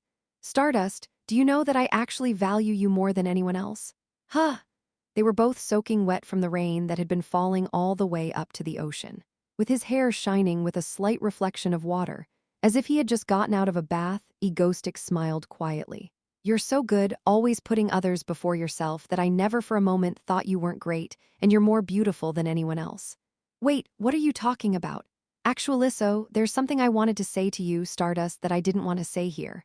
Egoistic words come out of nowhere. Caught off guard by the unexpected turn of events, she forgot about her anger at Ariel and became dazzled by what was happening. In fact, there was a blue-haired Ariel in front of her face covered with an embarrassed blush. I don't mind being second. What the hell is she talking about? While Stardust was blushing red in embarrassment at this sudden turn of events, Egoistic suddenly grabbed her hand. Stardust, At that moment, Stardust looked at the serious face of the man holding her hand and didn't know what to do, so she didn't even think about grabbing him. I'm sorry, With those words, the figure in front of her flashed and disappeared. He appeared behind Ariel and then disappeared again along with her. And just like that, the watery composition that made up the place lost its power and disappeared. Left alone, Stardust stared at his hands in silence, then muttered. Egoistic bounced away. The attack ended without casualties, except for a dazed Stardust. Breaking news, Busan terrorist attack over. It looks like Egoistic ran off with the kid who caused the terror. Anyway, today's S-Class hero Mangastic won one victory in a gentle manner. Comments now, it's just everyday life, haha. Korea is not going to go back without Egoistic. If it weren't for Egoistic, the world, let alone Korea, would have already been destroyed by the Moonlight Gate, lol. Just Mango, lifelong villain, should do it, shakes his head. Mango is unravel the three-way face-to-face video. So what happened? Anyone want to clarify the situation? 1. A woman from Laddies started a terrorist attack too. It ended with Egoistic taking her away. What happened to that woman? It'll end up with a Mango coupling between the two of them. After ending Ariel's terror in Busan, I returned safely with the help of Yunwoo, who was waiting nearby. Ariel and I were sitting on the couch. Ariel, doin'? It had already been quite a while and the sun was setting outside. In the sunset-lit living room, I sighed and looked at Ariel. Shouldn't you go home? No. Ariel looked up at me with her emerald eyes and said so. At such a stubborn response from her, I sighed and explained why she had to go back. Truth be told, even I wished Ariel had stayed with me. For one thing, she'd proven herself capable with this attack. She had water manipulation powers almost as strong as an S-Class hero, so of course she'd be a great addition to the force, but if there was a problem. Wouldn't your father be worried? Yes, it was that she was the daughter of Atlas. Atlas is the world's top S-Class powerhouse and my trusted guardian. There's no way he'd allow his daughter to stand beside me in Korea, far away from him. I thought she said she wanted to be there. Egoistic, are you okay? What, Atlas, you don't object? If she says she'll stay by your side, there's nothing to worry about. Even if I don't trust everyone else, I know who you are, and I think it's not bad that she can experience the world. Don't you think you trust me too much? I had my doubts, but I had to admit it. Atlas has always been like that. By the way, tell Ariel that if she ever runs off with my men like this again, I won't let her get away with it. Yeah, anyway, with that dire warning, we exchanged a few more words. I decided to let Ariel into my ego stream after all, since I had no reason to refuse if Atlas would let me. I'm sorry if I've been a pain in the ass to you, but next time you come over, I'll treat you to a big meal, and you'll have to take care of my daughter, Anyway, with that, I'm going to call you son-in-law after this, The call ended with a joke from Atlas that I found hard to take. Okay, Ariel, you're coming to live with us starting today. Really? Ariel's emerald eyes sparkled with delight. She became the 10th member of our ego stream. Afterward, I announced the news to the rest of the ego stream, who were watching us curiously from across the living room, and introduced her. Hi, I'm Ariel. Yeah. Nice to meet you. Everyone smiled warmly, including Subin and Yunwoo, and welcomed her as a new member. Even Seo Yi-young thought it was funny, saying, Dylan, you've picked up a new girl again. Haha, another competitor, of course. In the case of our Seo Yoon, she had a bit of an embarrassed reaction. Oh, Seo Yoon, you're the famous genius hacker South Silver, right? You've been within Ego Stream since Egostic first attack? Huh.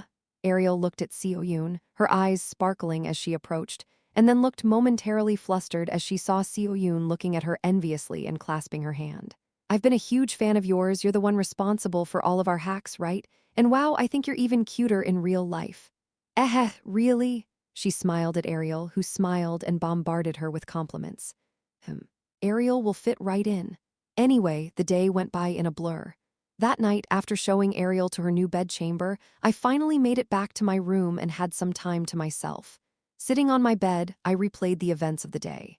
From traveling all the way down to Busan to stop Ariel, to meeting Icicle and raising her, and then meeting Stardust. Come with me. Before fleeing with Ariel, I briefly approached Stardust, flustered her, and ran away, feeling like I was going to get caught. Something tells me I'm going to get screwed if I see Stardust again, but whatever. I had other things on my mind. I'm sure it's not, but for some reason, I've been having strange thoughts lately. No way, Stardust is going to kill me. No, of course not. That can't be right. I must be overthinking things again then. I'm lying in bed thinking about it.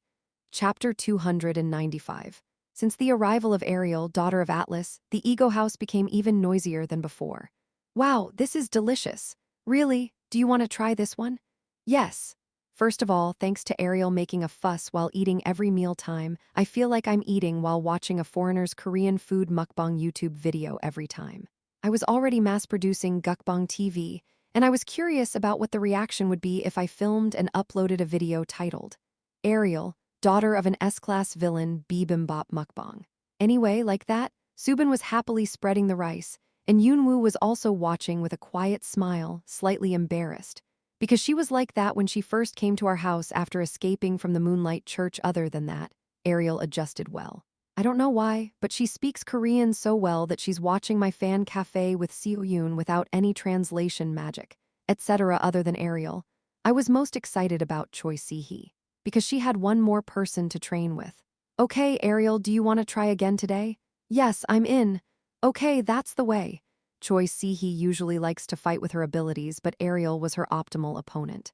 Not only was she stronger than her, but we didn't have a lot of combat-type powers in the house to begin with.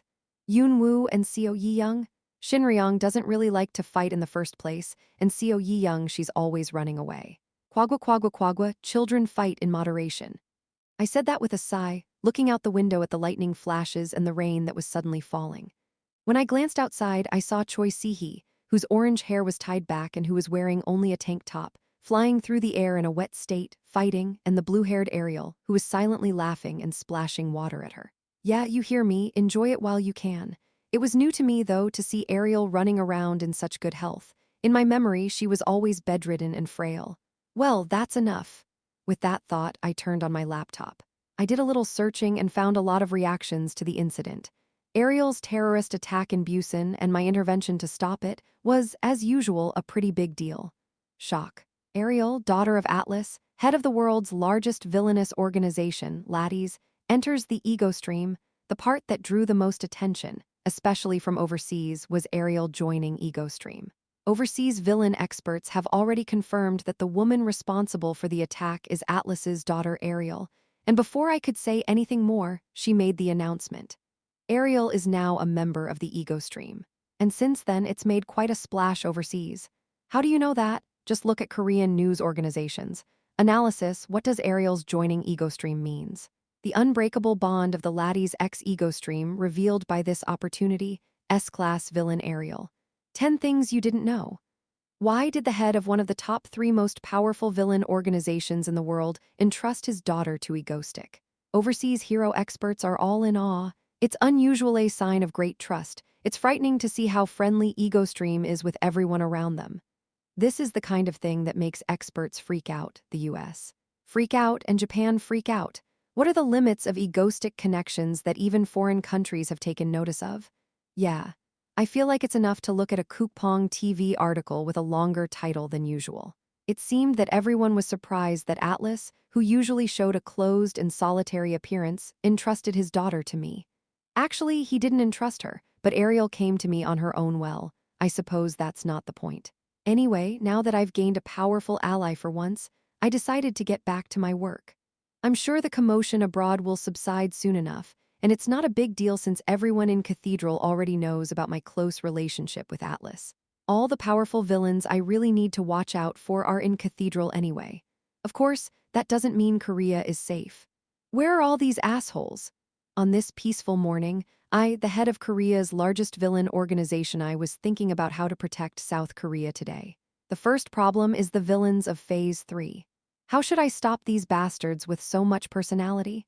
Especially since I had completely changed the direction from the original by blocking the Moonlight Gate, it was difficult to predict who would appear and when. Of course, some things never change, like the villains who will participate in the final event of Phase 3, the Great Jailbreak. Surprisingly, the Eastern Camp, which houses all of Korea's most notorious villains. East Karkwia's was not hit at all during the Moonlight Church's rampage. Well, that's to be expected. The camp was heavily guarded during the prolonged Moonlight Gate incident in the original, so I'm not sure why the International Association's technological prowess would have caused them to be so utterly destroyed in the original.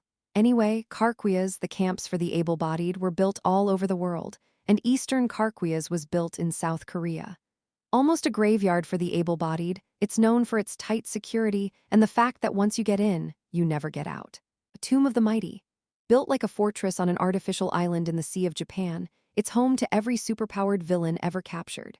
In fact, there aren't many names because I killed all the bad guys with a grand escape in mind, but there are still villains I've fought in the past, like Crocodile Man and Monkey Spanner, who are now nostalgic names, and newer villains like Dungeon Maker, who are still trapped. It's a truly terrifying place, with ancient villains locked up since before the beginning of the story. It's a testament to Karkwia's incredible security that it was safe from them and all the monsters that attacked during the Moonlight Gate incident. And our original Seoyun managed to neutralize it and break them all out. Actually, this is still a mystery. In the original Seoyun, the White Witch had sent out a warning to the whole country, just like I do now, and it was all breached in one fell swoop. It's a mystery why and how a place that's supposed to be so secure exploded. And there was a bigger question. Do you want me to destroy the camp? Dylan, why on earth would you think I would? Seoyun replied with a dumbfounded look in her eyes when I asked her if she had just gotten the urge to destroy the prison. But more importantly, she takes a moment to look at me and then shakes her head in disbelief. After looking into this, it seems like it would be difficult to break out of prison in the first place. The security here has created its own network with separate powers, like the Association and you, so it's not easy to break through with my skills. If I spend years on this, I might be able to… I see. Seoyun's explanation shocked me greatly. How did the original Seoyun manage to break through? And even then, she wouldn't be with us, she'd be self-taught, and her abilities would be lower than now she must have had a helper. After thinking about it, I came to a conclusion. That's right. This is probably right. Of course, it's just a guess, but considering the original, it's possible. With that, I went back to work, refreshing my memory as best I could, especially in order to prevent the thing that was being studied in the camp from coming out. Even if there wasn't a mass escape like in the original, it could still happen. It wasn't easy, of course, but yeah, we'll do it all ahead of time. It's all for Stardust, for her to move forward with the fate of the world on her shoulders.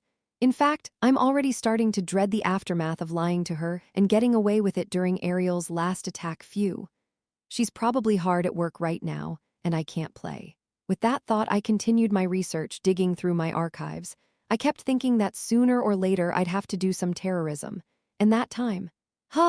Lee Seola, president of the Yuseong Group and a close friend of Stardust, Hero Icicle. Stardust is her friend who has come to visit her after a long time.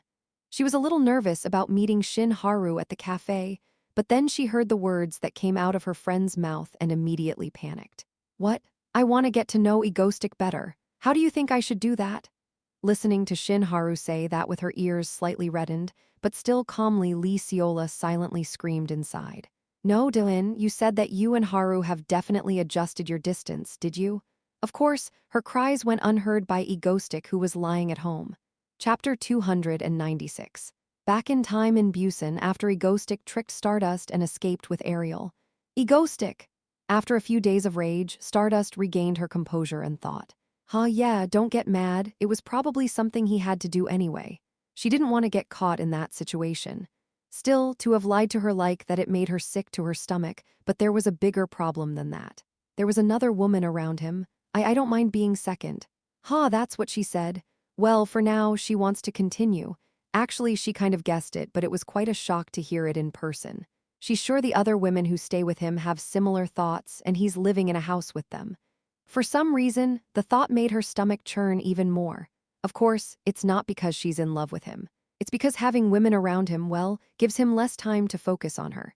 Yeah, it's like that, That aside, the thought of Egoistic holding hands and giggling like she did with another woman made one side of her chest throb, but she managed to push the thought away.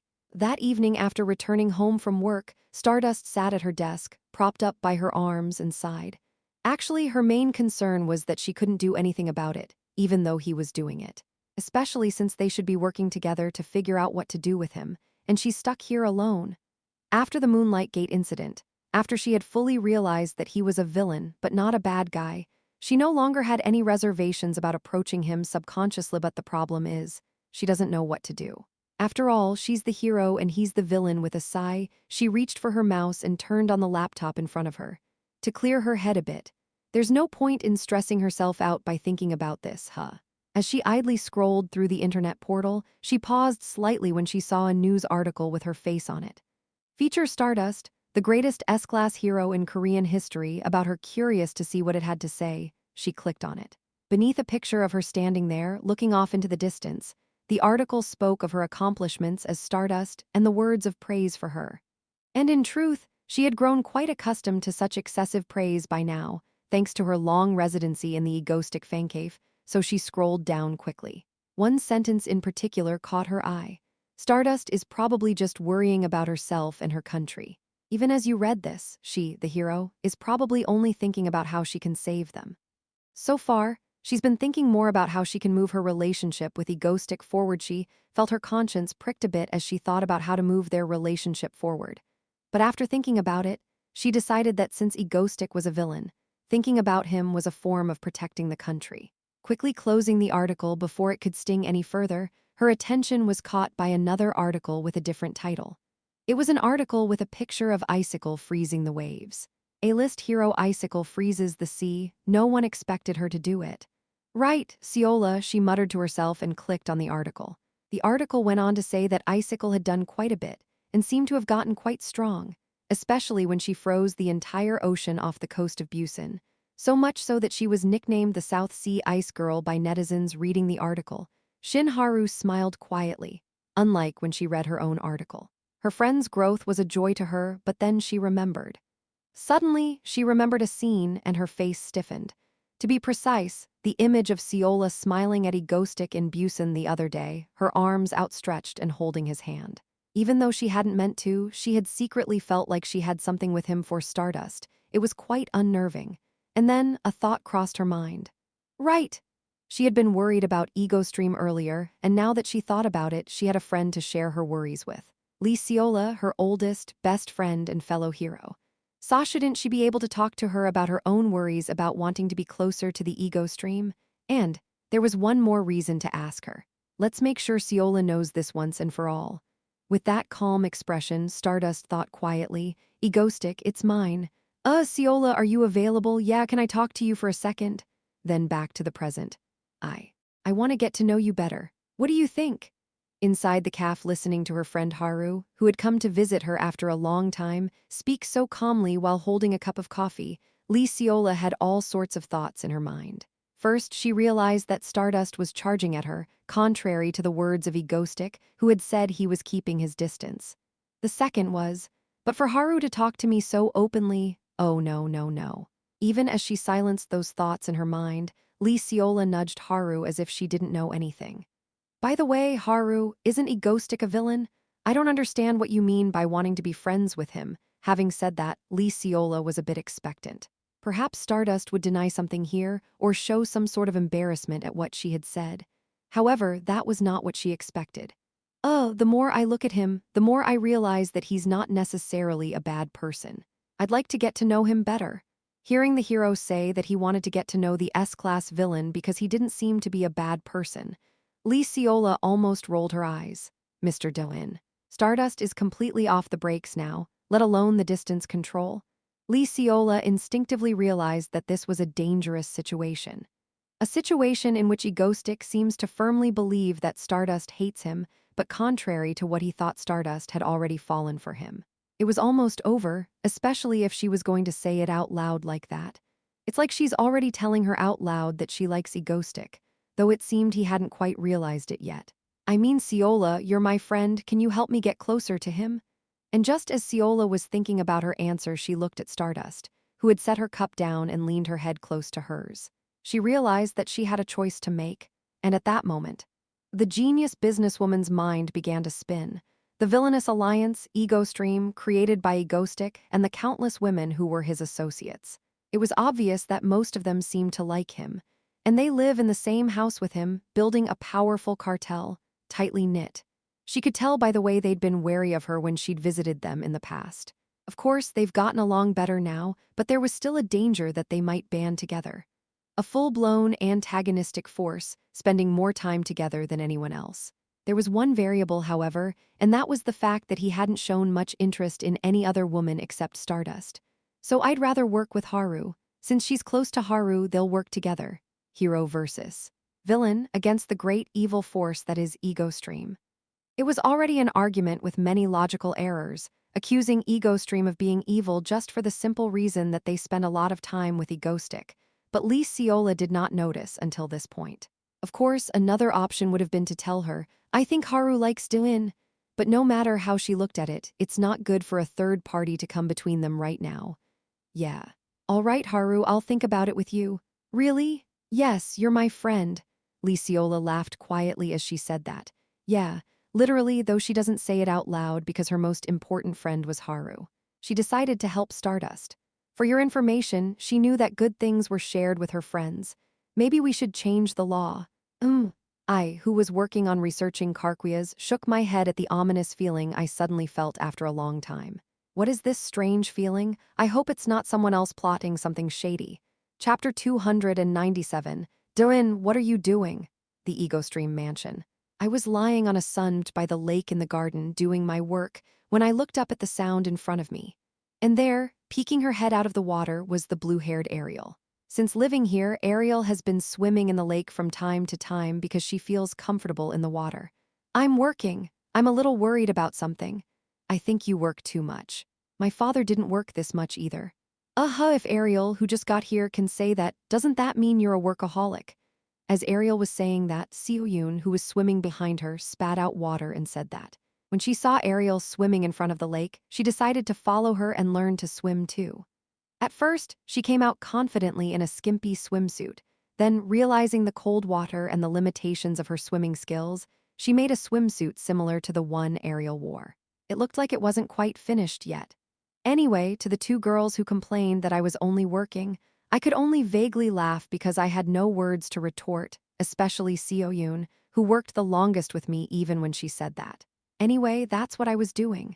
Shinryong, who was lying on the sand next to me, spoke up in a languid yet stern voice. Mr. Doin is on a mission to save the world. Why don't you support him instead of hindering him? It was a mature voice, the voice of the oldest person in the house. If only she hadn't said it while lying on a sand with her sunglasses on and an iced mojito in her hand. Shinryong was the guardian dragon of a village in South Korea. With her black hair tied back, a scroll, and a samby robe, she looked like someone from a bygone era. In recent years, she has been rapidly overtaken by modern civilization. Perhaps because she had been sealed away for hundreds of years, everything that modern science has given her is new and good.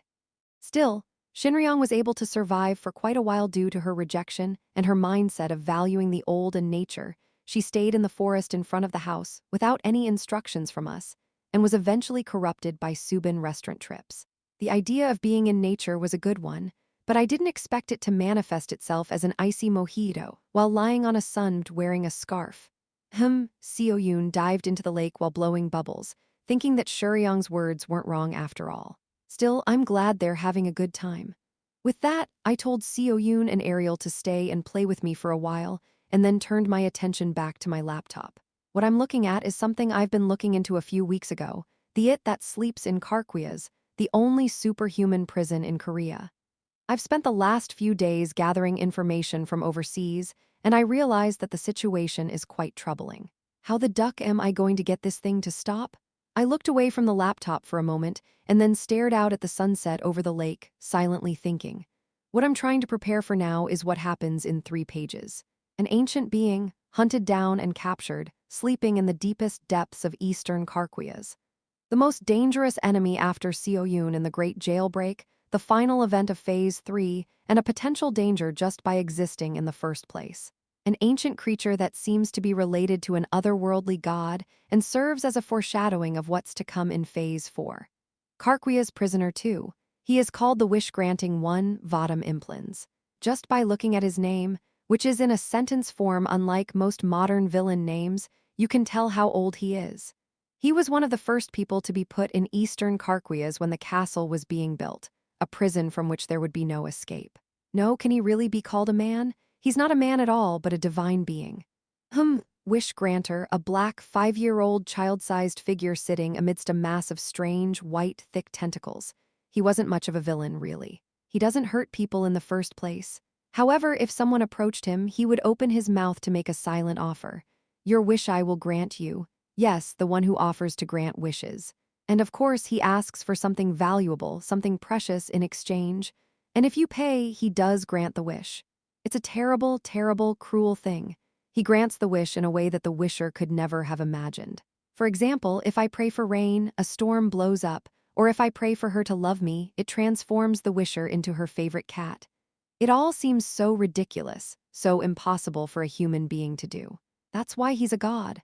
One of the sun god's creations, to be exact, like the knight me and Stardust defeated before. Anyway, the wish granter appears at the end of the original Phase 3 Great Escape. The seal of the prison in which it sleeps has been broken, allowing it to slip out of Karkwias. He is discovered by a villain who escaped from prison, and together with Seo Yoon, who is blackened in the second half of Phase 3, they help to create a climax that surpasses the Moonlight Gate incident in Phase 2.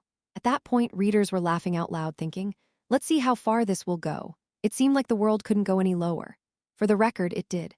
Of course, unlike the original, the Great Jailbreak wouldn't happen and Seo Yoon wasn't blackened, so I thought Phase 3 would be safe. Still, I couldn't stand idly by, knowing that such a terrible creature existed within the territory of the Republic of Korea. Especially when I thought about making wishes like destroy Korea or kill Stardust, to a creature that would do anything to fulfill them, I can't do that. Yeah, I couldn't do that. Especially considering that he's a creation of the sun god and therefore closely tied to Phase 4. The original story had him killed off in Phase 3, so I didn't know what would happen if he survived into Phase 4. I don't know how he'll interact with the other creatures of the sun god, so I've actually been meaning to get rid of him for a while now. I did the bare minimum in advance. I can stop writing in my diary. However, there was a problem. But there were many other urgent matters, and he wasn't exactly running away, so I put off the actual plan until now. And now, as a result of that procrastination, I've been caught with his pants down. Even Seo Yoon's power cannot penetrate Karkwias. Tusk, I slapped my hand on the armrest of the sun, silently thinking, getting into Karkwias was the problem now. A concentration camp exclusively for villains with superpowers.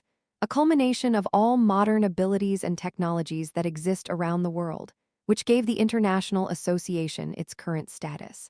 Even from the outside, it looks like you can never escape from that huge prison island on the foggy sea that gives off an incredibly intimidating feeling. Naturally, its security is the best in the world, as evidenced by the fact that the otherworldly beasts that have just crossed the Moonlight Gate have left it unscathed. As such, they're well prepared for teleporters like me. Even if I tried to force my way in, I'm sure the automated security system would discover me. However, breaking into the prison by force was also dismissed, as it would be a disaster if I broke into the other villains' cells and let them escape. Plus, I can't rely on the help of Lee Seola, the ruler of the Korean underworld. Especially since the president of the association still has a tight grip on the association. The only option left was to make a deal with the president of the association, but the structure itself was such that it was impossible to sneak in.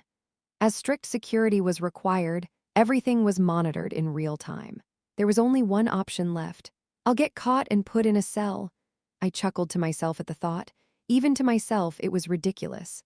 After Shin Haru left, Lee Seola, who was left alone, had been thinking so much that her head hurt for days. It's harder to think about a friend's relationship problems than it is to think about Korea's economy, laws, and presidential elections. And while others might laugh at the idea, it was a serious problem for her, especially when she was trying to find a way to make everyone happy.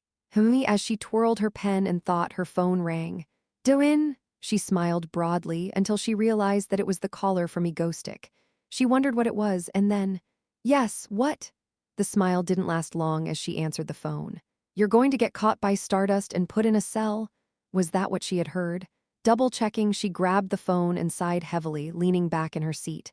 "What the hell are these two? Why are you two doing this to me?" Lee Seola felt like crying. Chapter 298. After listening to me for a while, Lee Seola sighed and said she understood. Then we agreed to talk more later, and I ended the call. "I'll do what I can, but I think you're right about sneaking into the camp." That was her telling me. However, if you do manage to get in, I might be able to arrange for you to be placed on the lowest level of Karkwias during the trial. She says she can do that. I thanked her for the offer, but before she finished, she added also, "Be careful, take care of yourself. You always worry people."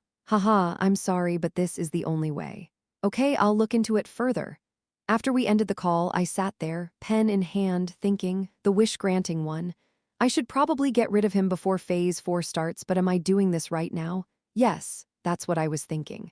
The main event involving him takes place at the end of Phase 3. But it's still the first half of Page 3, so it's quite ambiguous. So, unlike the original, should I kill him already? Yeah. When did I follow the original? Of course, it was funny to get rid of the highlight event of the end of Phase 3 so early on, but I couldn't help it. If I didn't do it in advance, I'd have no answer if it went wrong again. So I double-checked my plan. I would be captured by Stardust, enter Karkwias, and defeat the Wish Granter. A beautiful plan in theory. And since he's one of the final bosses of Phase 3, I've always been prepared for this, just like I've always been prepared for stopping Han Yun Group and stopping the Moonlight Gate. So far, I've prepared for this guy too. Phew! The Wish Granter. If you give him something most precious to you, he will grant your wish according to its value, but in a very horrible way. As one of the sun god's creatures, he is a very strange creature. From the description of a black creature the size of a 5-year-old child, whose entire body is shrouded in shadow, sitting amongst thick white tentacles, to the fact that it doesn't look human, and indeed seems to exist in a different dimension to our own, it's a very tricky creature to deal with. As such, I was already thinking of ways to defeat it early on in my time in this world, and I was prepared. This journal I've been writing in periodically. Here we go, I muttered to myself, pulling out the journal from the bookshelf and opening it. The diaries that came out were organized from the first day I fell into this world until now. So many personal details, so much so that I had to ask Vine Witch to seal it so that no one but me could open it. And finally, the time has come to use it. I guess it's only a matter of days before I have to use it, I muttered to myself as I skimmed through the journal. Even if I read it roughly, I felt like the events up to this point were fresh in my mind. Okay, that's enough. The only thing left is how to get caught and get into Karkwias. I'll have to terrorize, I muttered, twirling my pen. Yeah, terrorism, come to think of it, I haven't done that in a while. Come to think of it, I haven't actually done it since the Moonlight Gate, and the last time I did it was before the Moonlight Gate, when I trained the Stardust by firing missiles at her. Thinking that far, I paused for a moment. Wait. I'm a villain, and I haven't done any terrorism for more than a few months. And I've only done weird things like blocking the Moonlight Gate and protecting Stardust from Dungeon Maker. Isn't this dangerous? With that thought, I quickly turned on my computer and went to my fan cafe. Immediately, I saw a list of popular articles. If you don't know why there are so many Sea Mango fans, check it out. Ego Star, if it's like a water rocket, it's cool lol. I made an egostic figure XXXXXX. Release Dungeon Maker. XXXXXX. 31 Reasons Ariel is the real deal. Death Mango. It's a more fundamental combination than Sea Mango, so why isn't it popular? A must read for those who are slandering Ariel. Fact Punch, Aqua Mango. If it just seems like an unreasonable coupling, it's okay. Ariel Goat who abandoned laddies to join Egostic collection of Ariel's good looks. JPG, these guys seem excited to come out with a new couple ring after a long time, haha. Today, as usual, I was stunned by the mess of posts. What the heck is a Sea Mango? No, and it's already been a few days since the Busan terrorist attack, and you're still doing this. I didn't even take my camera with me before then, so they probably haven't even seen Ariel's face. With that thought, I remembered why I came to this site in the first place. Yeah, terrorism. I'd been gone too long and wanted to see how people would react, so I chalked it up to terrorism. Then, the posts started popping up. If you think Cafe Ghostic isn't a terrorist organization, you're wrong. It was like that from the first post, but I read the other posts first. Egostic. Why doesn't he terrorize? Mango Terrorism Day 113. Egostic is now openly admitting he's not a villain and doesn't terrorize. Shock! There's a villain who hasn't done any terrorism in the last half a year and has done nothing but good deeds. Egostic terrorism waiting to happen already dead, compared to the 6 months of no broadcasting. Not doing terrorism is not a big deal. Side note, why are you asking heroes to terrorize? I really don't know. After reading up to that point, I realized that I was in trouble if I went any further. Terrorism is the reason I'm considered a villain no matter what I do. Just like a murderer is a murderer no matter what he does, terrorism is the reason I can continue to maintain my identity as a villain. I don't care what you guys say, I'm a badass villain who commits terrorism just like that. But this is where it gets tricky. The longer I don't terrorize, the more power my enemies have over me. Of course, I don't care if I do or not, but others do, especially if they start to get suspicious. So now is the time for terrorism, in more ways than one. Actually, it doesn't take much to make a terrorist attack. Even if it's just a single building, yeah, I'll take this opportunity to do one big bombing and get caught by Stardust and put in a cell. I came to that conclusion. It's so easy, right? Okay, let's do it.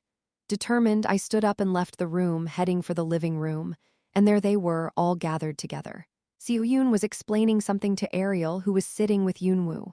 I smiled as I watched the three of them get along, and when I got closer to what they were saying, so, Stardust weakness is mental, not physical, so you have to use words to mess with her mind before you attack. I'd start by calling her an auntie. Her fist attack is particularly fierce, so don't let it hit you. Seo-yoon was explaining how to play the Stardust raid. At that moment, Yoonwoo stood next to her and opened her mouth. I thought she was trying to stop Seo-yoon, and if she tries to touch Daeun, we should run away quickly. We won't let her. It was Yoonwoo who said it in a serious voice. Ariel was listening to it with a vague smile. Of course, Ariel had just healed from her illness and was frail. I had just complimented her by sitting by her bedside and telling her Stardust stories. So unlike the other members of the Ego Stream, who hate Stardust in a weird way, she doesn't have any ill will towards her. Anyway, to get them to stop harassing Ariel, I quickly walked over and called out to them. Daeun? As soon as she saw me, Seo-yoon greeted me with a wide smile as if she'd known me forever. I wondered if I could do the same for Stardust, but I decided against it. Anyway, I have something important to say. Seo-yoon, I need to tell you something. What is it? We should do a bombing. What, really? Finally, Seo-yoon is overjoyed at my words, and then I added the most important thing to her. Oh, and this time I'm going to intentionally get caught by Stardust. What? Seo-yoon's expression quickly hardened. Well, this is going to be a long explanation. I sighed silently and thought to myself. Chapter 299, No way! Karkwia's the nation's only prison for superhumans. My plan to be captured and brought in to deal with the sun god's beast was met with great opposition from the start. I've always gone along with whatever you've done, but I don't think this is right, Daeun. How dangerous is that place? Subin said this in a rare tone, looking me in the eye. I knew she was worried about me, but I didn't feel comfortable saying anything. While I was silent for a while, I heard sympathetic voices next to me. That's right, Daeun. I've heard rumors about that place too, and they say that once you go in, you can't come out. Me too, I think it's too dangerous. That's right. What if you go in there and can't escape? With everyone trying to talk me out of it, I stayed quiet and listened. I mean, what the hell does everyone think of Karkwia's? It's also a place where people live even though those people are the greatest villains of all time. if I was just a little better at hacking. For the record, the biggest problem was Seo-yoon. When she heard that I planned to enter Karkwias in such a dangerous way, she started to beat herself up for not being able to break through. No matter how much I tried to stop her, she did it again. It's so frustrating, especially when she's a grown child. Ariel, in particular, came in with a huge photo out of nowhere and threw it at me, sobbing. "You're going into this." I can't believe it. It was a picture of Karkwias, a grim, giant mountain. It was of Karkwias, a huge gray castle that must have been hundreds of years old, standing eerily alone on a dark, foggy sea of ruins. Just looking at the picture, I felt like I was in trouble if I went in there. Of course, it was armed with state-of-the-art equipment to control psychics, but they didn't know that. Anyway, Doin, you can't do this. Of course, it's still dangerous, so everyone is against it. But the one constant was that one day I would have to go in there and take him down, and the sooner the better. Therefore, I began my persuasion in earnest. Seriously, this is the last time I am going to do something dangerous, and I'll be fine. Of course, my words were met with a cold response, so I decided to say something to change the subject. And if I can pull this off, I'll be able to retire a lot sooner. I cautiously introduced the topic, and when I did, the reaction was immediate. Retirement? Seo-yoon, who had been leaning against the wall mumbling self-deprecating words, turned her head and responded for the first time. I didn't miss this opportunity and spoke up. Yes, retirement. I've been a villain for a long time, so I need to rest. And I wasn't lying. Actually, retirement had been on my mind since the day I stopped the Moonlight Gate. It's just that when I first fell into this world, and until this time, I was thinking of retiring at the end of Phase 3 before the start of Phase 4. I was going to retire, but I was going to get the final boss of Phase 3 before that. However, things have changed. My awareness has risen much faster than I thought it would, and the formation of Ego Stream and the growth of Stardust have also gone much better than I had planned. That means that after killing this wish granter, I'll have a lot less to do. And the biggest reason, so Dylan, I don't have to watch Stardust anymore. Yeah, right. It was Stardust.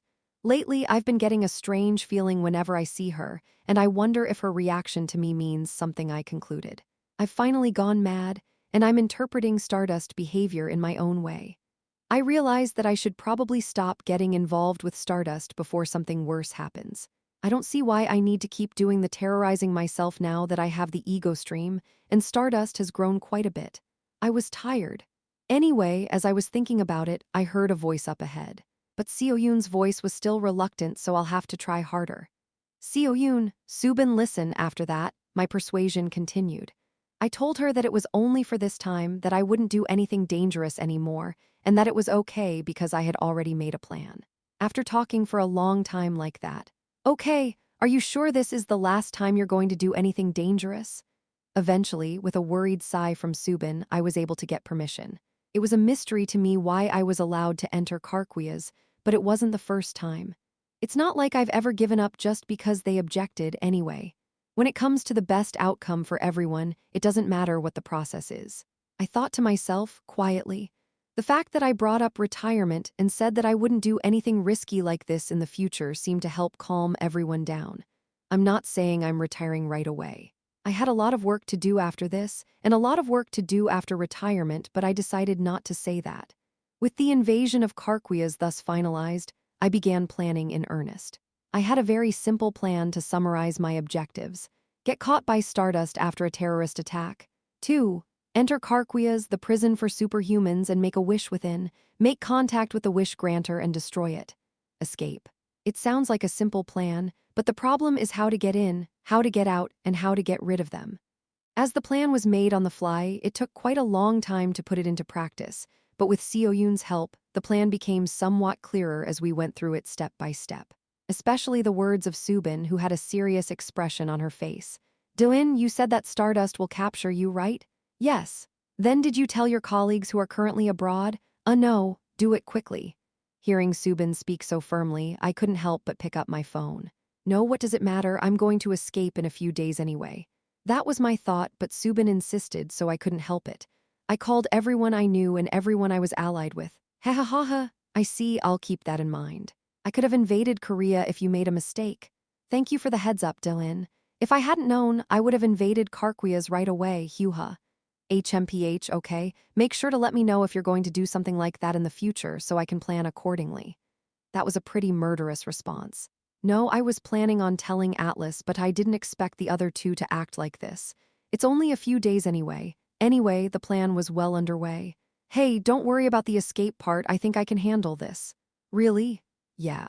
The problem with getting into the prison is that it's hard to break in without being recognized. But getting out is easier because you're already recognized and you just need to escape it's easier. I felt sorry for Seo-yoon, whose eyes were filled with dark circles, but I expressed my gratitude. Anyway, afterward, we talked more with Lee Seola and discussed what to do, and finally set a date to carry out the attack.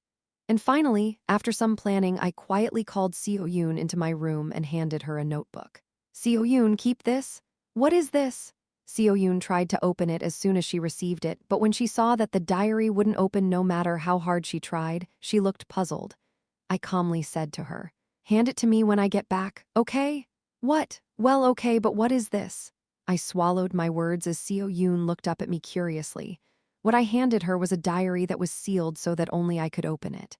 It's a diary of everything that's happened since I fell into this world. Up to this point, it's the only key I've prepared for this time, the only way I'll be able to face him and return in one piece. I'll show you later. Just keep it for now, okay? Okay. To Seo-yoon, who was still looking down at the diary in disbelief, I added an afterword. Oh, and don't be too surprised if I come back with no memory. What? What does that mean? Looking away from Seo-yoon, who now seemed to be in a state of near panic, I silently pondered. Okay, we're all set. Now it's time for the real thing. I fiddled with the device in my pocket, the one I had prepared for this event. Here we go. Phase 3 early graduation event. And at that time, well, maybe we should be more aggressive and approachable. Actively? At the top of the Yuseong group, Lee Seola was alone with her friend Shin Haru. She was giving Stardust relationship counseling, and she was quietly questioning herself with a broken heart. What am I doing? It was a few days ago before Egoistic started his terrorist attack. Chapter 300. It's a clear day in the offices of the Hero Association. Stardust sat there, her jaw clenched tightly as she pondered over something, how to get through to Egoistic. Actually, she wondered if there was anything more to it. They already have a relationship. They've saved each other's lives and experienced a lot together. But the problem is that it's a hero-villain relationship. She just wanted to spend more time with him, that's all. Why is that so hard? Is it because he's the villain and she's the hero? Or is it because there's so little time for him to be active in the first place? As her mind raced through the improbable thoughts a hero would have for a villain, she clenched her fists and decided. I see, next time we meet, I'll be proactive. She hadn't really thought about what she was going to do or how she was going to do it, but that was her resolution. Seola had also advised her, but in fact, all of this is only possible when Egoistic causes terrorism. He hadn't been seen since the last time he deceived her and fled from Busan, vaporizing into thin air. Yeah, he took that Ariel girl with him. She thought about it again, and for some reason the thought made Stardust's stomach churn, but she decided to swallow it. In fact, there wasn't much she could do about it except put up with it, unless she wanted to put them all in jail actually. That would make him sad, so it wasn't easy to do either. Egoistic, when are you coming? And so it was, in the midst of unexpectedly peaceful days, 3 days in a row without a single terrorist attack. Even today, the heroine was waiting for the villain to attack. She leaned back in her chair, her blonde hair flowing, and thought quietly. Suddenly, she realized something. Yeah, that's right. I was thinking, isn't it always at times like this that Egoistic unleash his terror? Waiting and waiting and waiting, and now she's tired of waiting. Just when she thought about it, her instincts told her because she was an expert. A few hours later that day, hello, everyone? Yes, indeed. Stardust, Egoistic is at the bank? Yes, I'm aware. I'll be right there. Finally, to the horror of the long-returned Egoistic, Stardust quickly changed her clothes and flew out the window. The employee who opened the door and rushed in with the news smiled bitterly, shook his head, and muttered. By the way, the only time I've ever seen her smile so brightly was when I told him that Egoistic had caused a terrorist attack. When it's another villain causing terror, she always turns a frightening shade of red. The association worker thought so and left the room. For the record, almost all of the association's staff believed seriously in the story of Egoistic and Stardust affair. It's been a while since I caused a terrorist attack. In terms of official terrorism, it was last winter.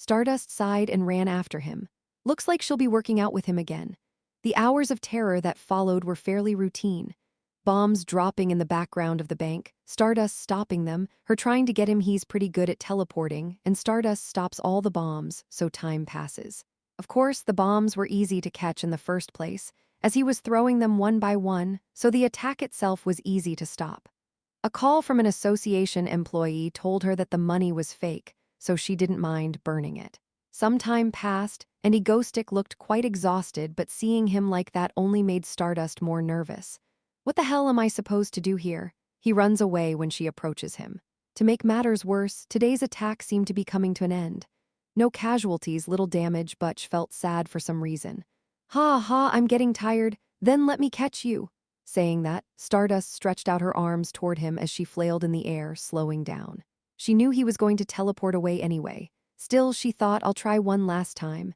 But her hand, which she thought was going to cut through the air, somehow found his arm. Oops, I got caught, haha. He grinned in embarrassment, sweating profusely, and stood in front of her in a hug, his arm still held. Stardust made a dumbfounded sound as she locked eyes with him. I surrender, my first defeat. You're not going to run? Yes. Korea's worst villain, S-class villain Egostick, has been captured by Hero Stardust. That was the moment when Korea was turned upside down. Chapter 301. After Egostick was captured by Stardust, all talk has stopped in Korea. In breaking news, it has been revealed that the S-class villain Egostick has been captured by Stardust. The association has captured Egostick. Egostick is currently the strongest and worst villain in Korea, so no one expected him to be captured. Everyone. The association has captured Mango, or rather, Egostick and its scum out, Anchor Kim. Does this make sense? Everyone should gather and protest right now. Even if it's the association, Korea is in an unprecedented uproar. Every media organization, every community, every gathering, every conversation is about the capture of Egostick. Stardust blackmailed him, or he turned himself in, or whatever, but it was all meaningless. Hours passed after the arrest, with some people still not believing it, and the immediate reaction was, no, what the duck happened to the stock price? Naturally, it was financiers who are sensitive to international trends. Already, according to analysts, South Korea's security is effectively split 50/50 between the association and Egostick. If Stardust handled all the minor terrorist attacks, the big ones were effectively being prevented by Egostick. In particular, the large-scale terrorism that determines the fate of a nation is actually being prevented by Egostick. In fact, if you think about what Egostick has accomplished so far, except for being a villain, his reaction was natural. Why else would there be so much talk internationally about South Korea being safe in the first place, and how it is now thanks to him? From the international terrorist organization, Laddie's maritime attacks, to being alone and safe when the rest of the world was attacked, to having prevented the most catastrophic terrorist attacks so far with few casualties, to being on good terms with its neighbors through the East Asian Villains League, not to mention the trust the people have in their villain, Egostick. He has already proven his ability by stopping the Moonlight Gate, which was a global catastrophe, and all of this was unwittingly reflected in the financial markets. No, stop falling. So when the news of Egostick's capture spread, South Korean stocks, the KOSPI, and everything else started to go down. It didn't matter anymore that he was a villain. In the midst of all this chaos, Egostick official fan cafe, Mangaden, was flooded with hundreds and thousands of posts in a matter of moments. No ducking way. Does it make sense to catch Egostick? Holy shoot. This is a dream, right? Comment, if you jump off the rooftop, you will wake up. Be sure to jump down this killer. Duck, it just doesn't make sense, haha. Egostick has teleportation in the first place, but duck, why are you catching an S-class hero in the first place? Don't be so ducking stupid. I could die. He's in the detention center right now. Shoot. Ha, shoot, I'm really ducked up. I'm already in the Gothic detention center. Ha, duck, the country is really ruined. The stock price is already on lol. Duck you. Think about it. Is it possible that Mangastick was really caught? If it was real, it would have been a big deal from EgoStream or the Alliance of East Asian Villains. Oh, this is right. Isn't that right? I stopped driving a burning bus to the capital after seeing this. Lol, I'm sure there's going to be a news story about the escape in a few hours. But how come this is the only story on the internet and TV? A national hero was wrongfully put in jail. Isn't it natural? The story that was going around in some communities, this is probably egoistic plan too. Gained a lot of strength and I thought it would calm down for a while. Until a few hours later, when news broke that egoistic was being interrogated in the association ability ceiling room and that a summary trial was in the works. The country, once again, began to burn hotly. What the hell if egoistic wasn't captured on purpose? What if Mango was actually caught by mistake while carrying out a terrorist attack? What if the reason EgoStream isn't showing up is because they're so panicked that they're making plans? What if the other countries don't know what's going on? What if Mango is actually in jail and will be stuck in Carquias forever? What if our country is seriously ducked? Comment, bullshit, bullshit, bullshit, bullshit, bullshit, bullshit, bullshit. Lying, lying, lying, lying, lying. I think it's ducking real. Mango has already stopped Moonlight Gate, stopped Han Yun Group, and saved Korea from all sorts of other villains, and now you're going to catch him like this? The chairman of the association is also crazy about his original performance. Like he's going to put him in jail for being good. If you kill Mango, we'll all die. Shoot, the first country in the world to put an S-class hero in a prison cell. Throwing up, I'm so angry. I can't hold back my anger. Did we look like a bunch of mangoes? Gradually, like the 5 stages of emotions of a dying person, the initial denial gradually turned to anger. And soon people began to make extreme claims. Manifesto, everyone, we must unite and struggle to save the egoistic. The evil government and the Korean Hero Association have now captured him and are about to send him to prison. Think about all the things he's done for us, everyone. When the Black Beast rampaged through Seoul, who stopped it by cutting off its legs? When the Han Yun Group attacked Seoul with a giant weapon, who was the one to capture it and stop it? When the Moon Maiden was about to take down the heroes with a storm, who convinced her to stop? When Atlas invades the world, who negotiated with him first so he wouldn't attack? When the Demon King took over the trade center and demonized it, who took care of him? When the Moonlight Cultist unleashes his monsters on the world, who took care of him to protect the world? And who has defeated Weapon Master, Scream Maker, Rhino, Monkey Spanner, Crocodile Man, and countless other villains? These are all things that the S-class hero Egoistic has done for us. And now that he's about to be imprisoned, can we stand idly by? Everyone take to the streets, and let them know. They won't be able to take our manga stick. If we unite and fight, we can keep our manga stick. Let's take to the streets, people. Let's show our power. Comment, right? Let's go to the blue house, let's go to the blue house, let's go to the blue house, let's go to the blue house, let's go to the blue house. Ducking shoot 24 hours protest on from today until Mango special amnesty from now on, you're all ducked assholes. Mango is ours to protect.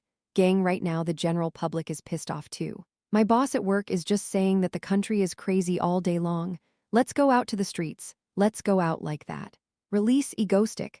Finally, with simultaneous mass protests across the country, South Korea has been completely ducked.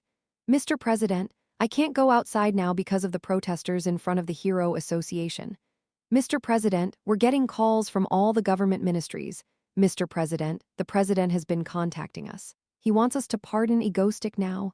Mr. President, cities across the country are paralyzed by protesters. At that point, the association. Gah! The president of the association was in agony, clutching what little hair he had left. Egoistic, what kind of grudge do you have against me? Just let him go, Mr. President. Think twice, you'll get a warning from the International Association if you do that. And there, in the mess. In her office, Lee Seola was desperately trying to stop the president of the association, who was about to release the Egoistic with tears in her eyes. Mr. Doan, I told you it would be like this. Korea is in a state of chaos because of Egoistic, who wants to enter Carquias even if he has to be caught. At the center of it all, Lee Seola was on the verge of tears trying to clean up the mess. She expected people's reactions to be fierce, but she didn't expect them to be this fierce. Especially when she was struggling so much. Deep in the basement of the association, the detention center where Egoistic was being held temporarily. It's a quiet place, completely inaudible to the chaos going on above. This white-walled interrogation center, guarded by numerous society employees, and in the middle of it all, an interrogation room. Stardust sighed quietly as she looked across the mirrored glass at the smirking Egoistic, cuffed with power-sealing cuffs. She still didn't understand what the hell he was thinking. Chapter 302.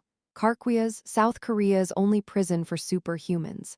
To get inside the heavily guarded facility on a remote island, I had to be very prepared, especially since I wasn't just walking in, but being captured and taken away in a formal ceremony. So before I was captured by Stardust, I prepared with Ian Wu. Okay, Dylan, I'm done. This should last a week. A bunch of protection spells, that is. Ian Wu took over a large underground room and spent days preparing all sorts of spells for me. This was necessary to ensure that my identity would not be known, as being captured this time would not mean being caught completely.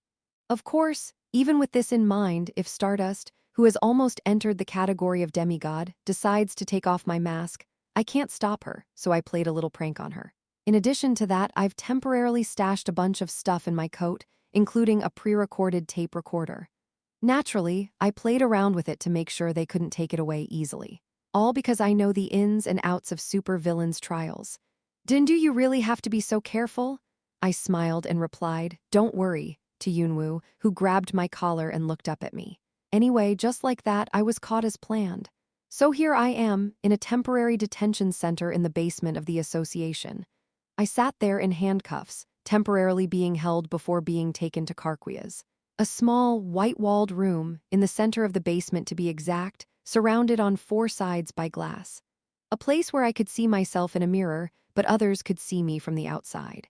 I'm alone, smiling a suspicious-looking smile, over and over silently, sitting still and alone, especially because... Ha! Stardust continued to stand in front of me, looking at me with a confused expression. Well, actually, to be honest, I had expected to be taken straight to Karquia's, but I hadn't expected to be face-to-face with Stardust for this long, so I was a bit embarrassed by the current situation. Therefore, I just sat there, smiling quietly and saying nothing. Actually, I'm sure it's embarrassing for her. I've been running around like I'm going to get caught, and suddenly, out of nowhere, I'm caught in a situation where I think I can get away with it, and my ego stream isn't doing anything about it. Of course, I didn't think too much of it, because I know that villains with superpowers are tried very quickly. Think about it. Even if you take down a supervillain, there's not much you can realistically do to keep them down for long. I'm just sitting there in handcuffs because I'm being taken care of, and if it was anyone else, they'd be all over me. These flimsy handcuffs don't even restrain my powers. This means that when an officially named villain of the association is captured, their trial process is very weak. They can't even get to the courtroom, let alone hire a lawyer. They're even allowed to have their trial abbreviated without the villain present, while the villain is thrown into Karquia's. The reason is that a named villain with an association rating has already committed terrorism, so the crime is clear and the rules for crimes using supernatural powers are quite strict in the first place. In the first place, the judiciary of this world explicitly applies exceptions to crimes involving supernatural powers, which is why a name everyone knows, like mine, would go straight to Karquia's. Somehow, I've been sitting in some sort of association interrogation center for hours. Now Stardust was in front of me, eyeing me suspiciously the whole time. I, of course, kept my mouth shut, saying nothing, just smiling. An embarrassment was an embarrassment. No, come on, let's go. So I continued to sit there, praying that she wouldn't make me talk. I didn't have anything to make small talk with, so just get me to my cell, hey, egoistic. And of course, my pleas fell on deaf ears. It's not so easy. So I avoided Stardust gaze, stalling for time until she left.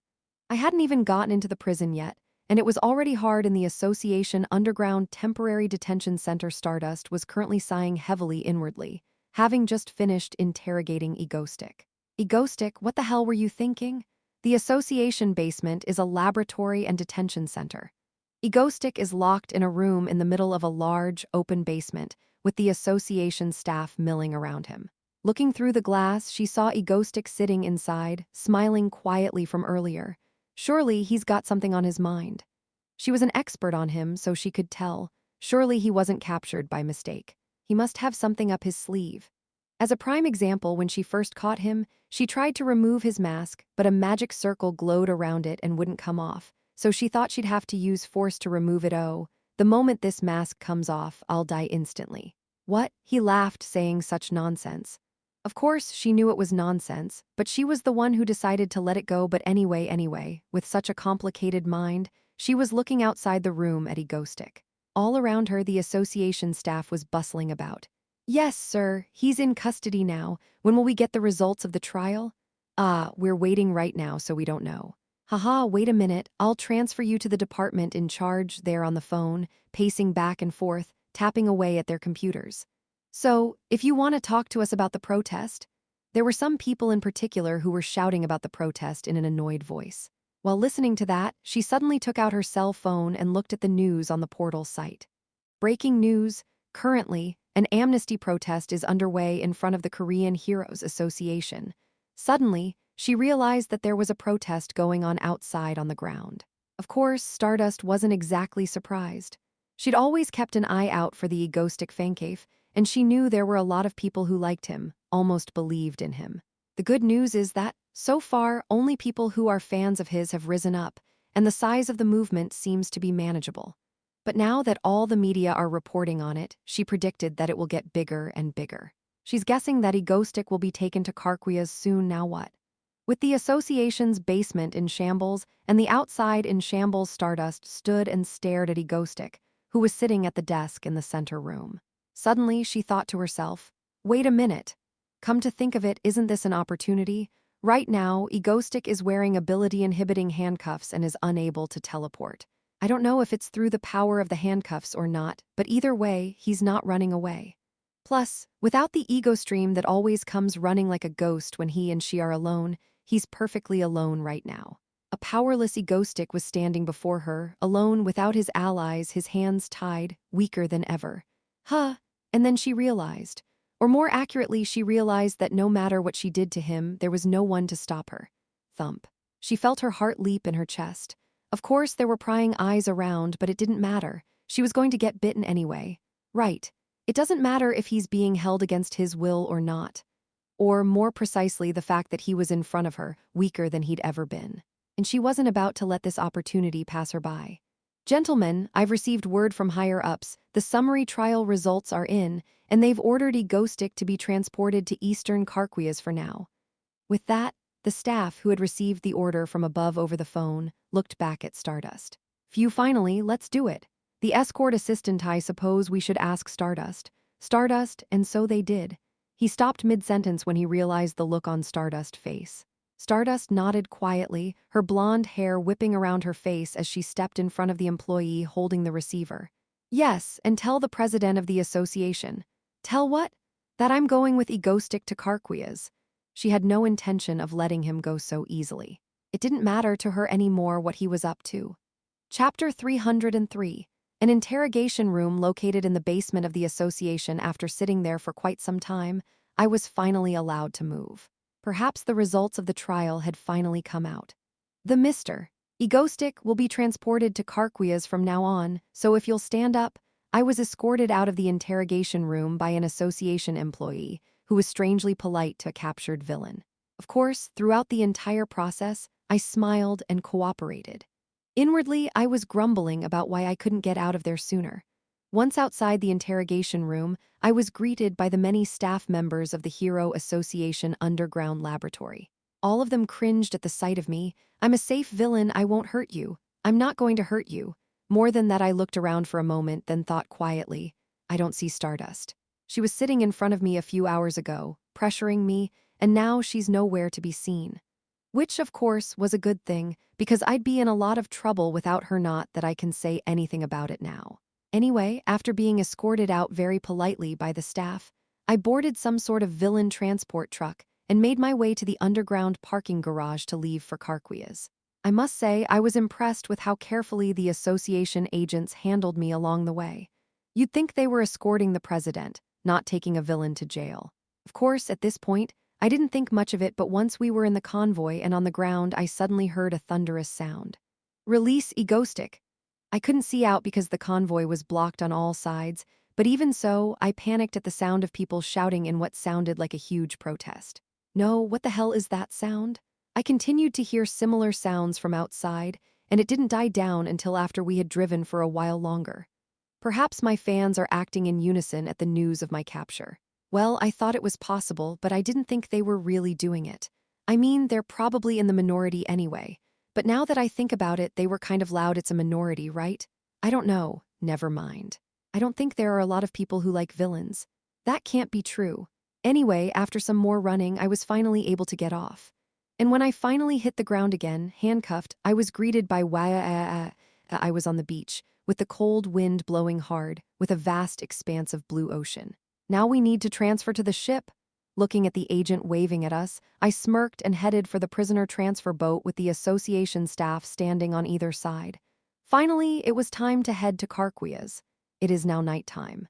On the sea, in a boat rocking violently, I was sitting in the back, watching the waves through the window. I'm sitting in the back of a large motorized boat facing the bars. As I watched the black waves crash menacingly outside and the fog around the boat, I thought to myself, we'll be there soon, finally.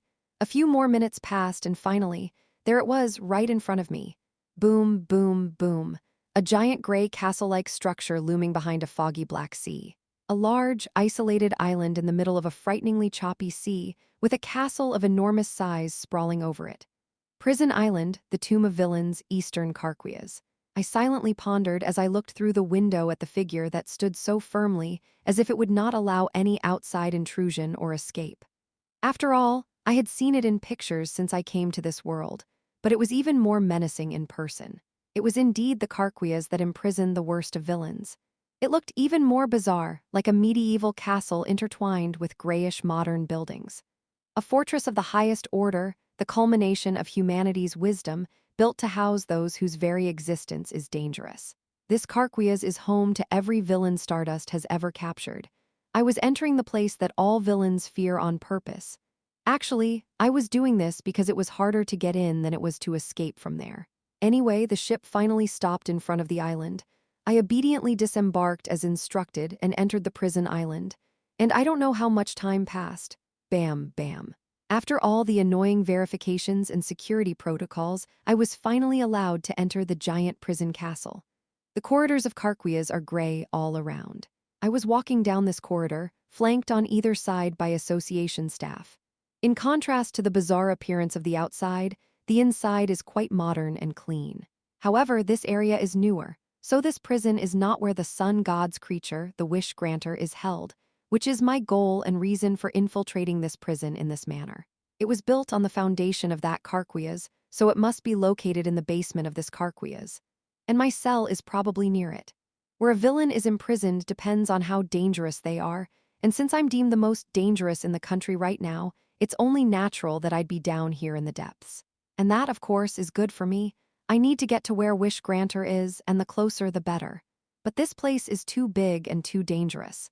It's probably really old and dirty, though I'm only going to be here a few days anyway, so it doesn't matter. I kept walking, cuffs on, cloak flapping.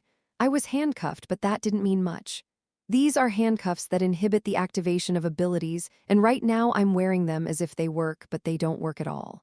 Of course, it's true that weak teleportation doesn't work well, but it doesn't mean much to me, whose telekinesis and teleportation becomes stronger in proportion to the amount of power I accumulate. I still need to wear the cuffs so I can enter this prison without suspicion, especially since I'm still wearing my mask, hat, cloak, and coat. The summary trial itself was meant to keep the dangerous villain in Carquias for now, and the full trial itself would come later, so they were keen to get me into Carquias as quickly as possible. The mere act of casting a spell to keep my clothes on is enough to throw me in jail without further action. All of this, of course, is possible because the association has absolute confidence in the security of Carquias. Once you're in, you're never out, which, of course, does not apply to me. Prisoner Egostic, this is your cell. Yes. Anyway, just like that, I finally arrived at my cell, guided by this Carquias guard. It's a perfectly claustrophobic cell where you can't see in from the outside and out from the inside. Once inside, the door slammed shut, leaving me alone. Zurer, Tusk. The handcuffs finally unlocked on their own. I stand there, finally able to let out a big sigh. I've finally arrived in Carquias, the so-called graveyard of villains. I smiled, brushing my cuffed hands away. The process was a bit complicated, but just getting here was already half the battle. With the fortress being what it is, it was the only way in. Hugh! I sighed as I slipped my hand into my coat pocket and did a few maneuvers, feeling the object naturally fall into my grasp. I've managed to hide it with magic, and I've managed to bring in the recorder. Now I could say that everything was going according to plan. Suddenly, I looked up at the ceiling. As expected, it was empty, with no TV or anything. Not for the sake of the villain's human rights, of course not. Originally, there were such things in rooms where high-level villains were imprisoned, but some guys with unusual abilities used it to do crazy things like hypnotize employees who were watching TV, and they got rid of it. Anyway, I'll stay here for a while and then escape as planned when the time is right. Thinking the same thing, I looked around my cell. Only then did I notice something odd. Why is this room so nice? I muttered to myself. I thought it would be a dingy room in a dingy part of the basement after all the walking we'd done, but instead it was a large, comfortable room. There were a bunch of ability-suppressing devices, but it was a nice room with a shower of some sort, and the rooms were big and spacious. And the strangest thing was, why are there two beds? I muttered to myself, puzzled as I looked at the two beds next to each other. What is this? Is there some kind of mistake? Just as I was thinking that. Beep, beep, beep. Ding, ding, ding. Suddenly I heard a sound at the prison door. Someone had entered my cell. Who the hell was that and what I saw when I went back out there? Huh. Hi, Egostick. It was Stardust, her golden hair flashing, smiling at me, carrying some sort of carrier, and by then my mind was already foggy. No, what the hell is going on? Unexpectedly, my imprisonment had begun just like that. Chapter 304, Stardust. For those who don't know her, she was one of the most overwhelmingly popular heroes in South Korea. Of course, some people who hear that might say something like, no, isn't Egostick the villain actually more popular than Stardust? That's true. In the first place, the Egostick Fan Cafe has more members than the Stardust Fan Cafe, making it one of the most popular sites in Korea. But Stardust's real value lies in the fact that she is a hero, unlike the case of the latter.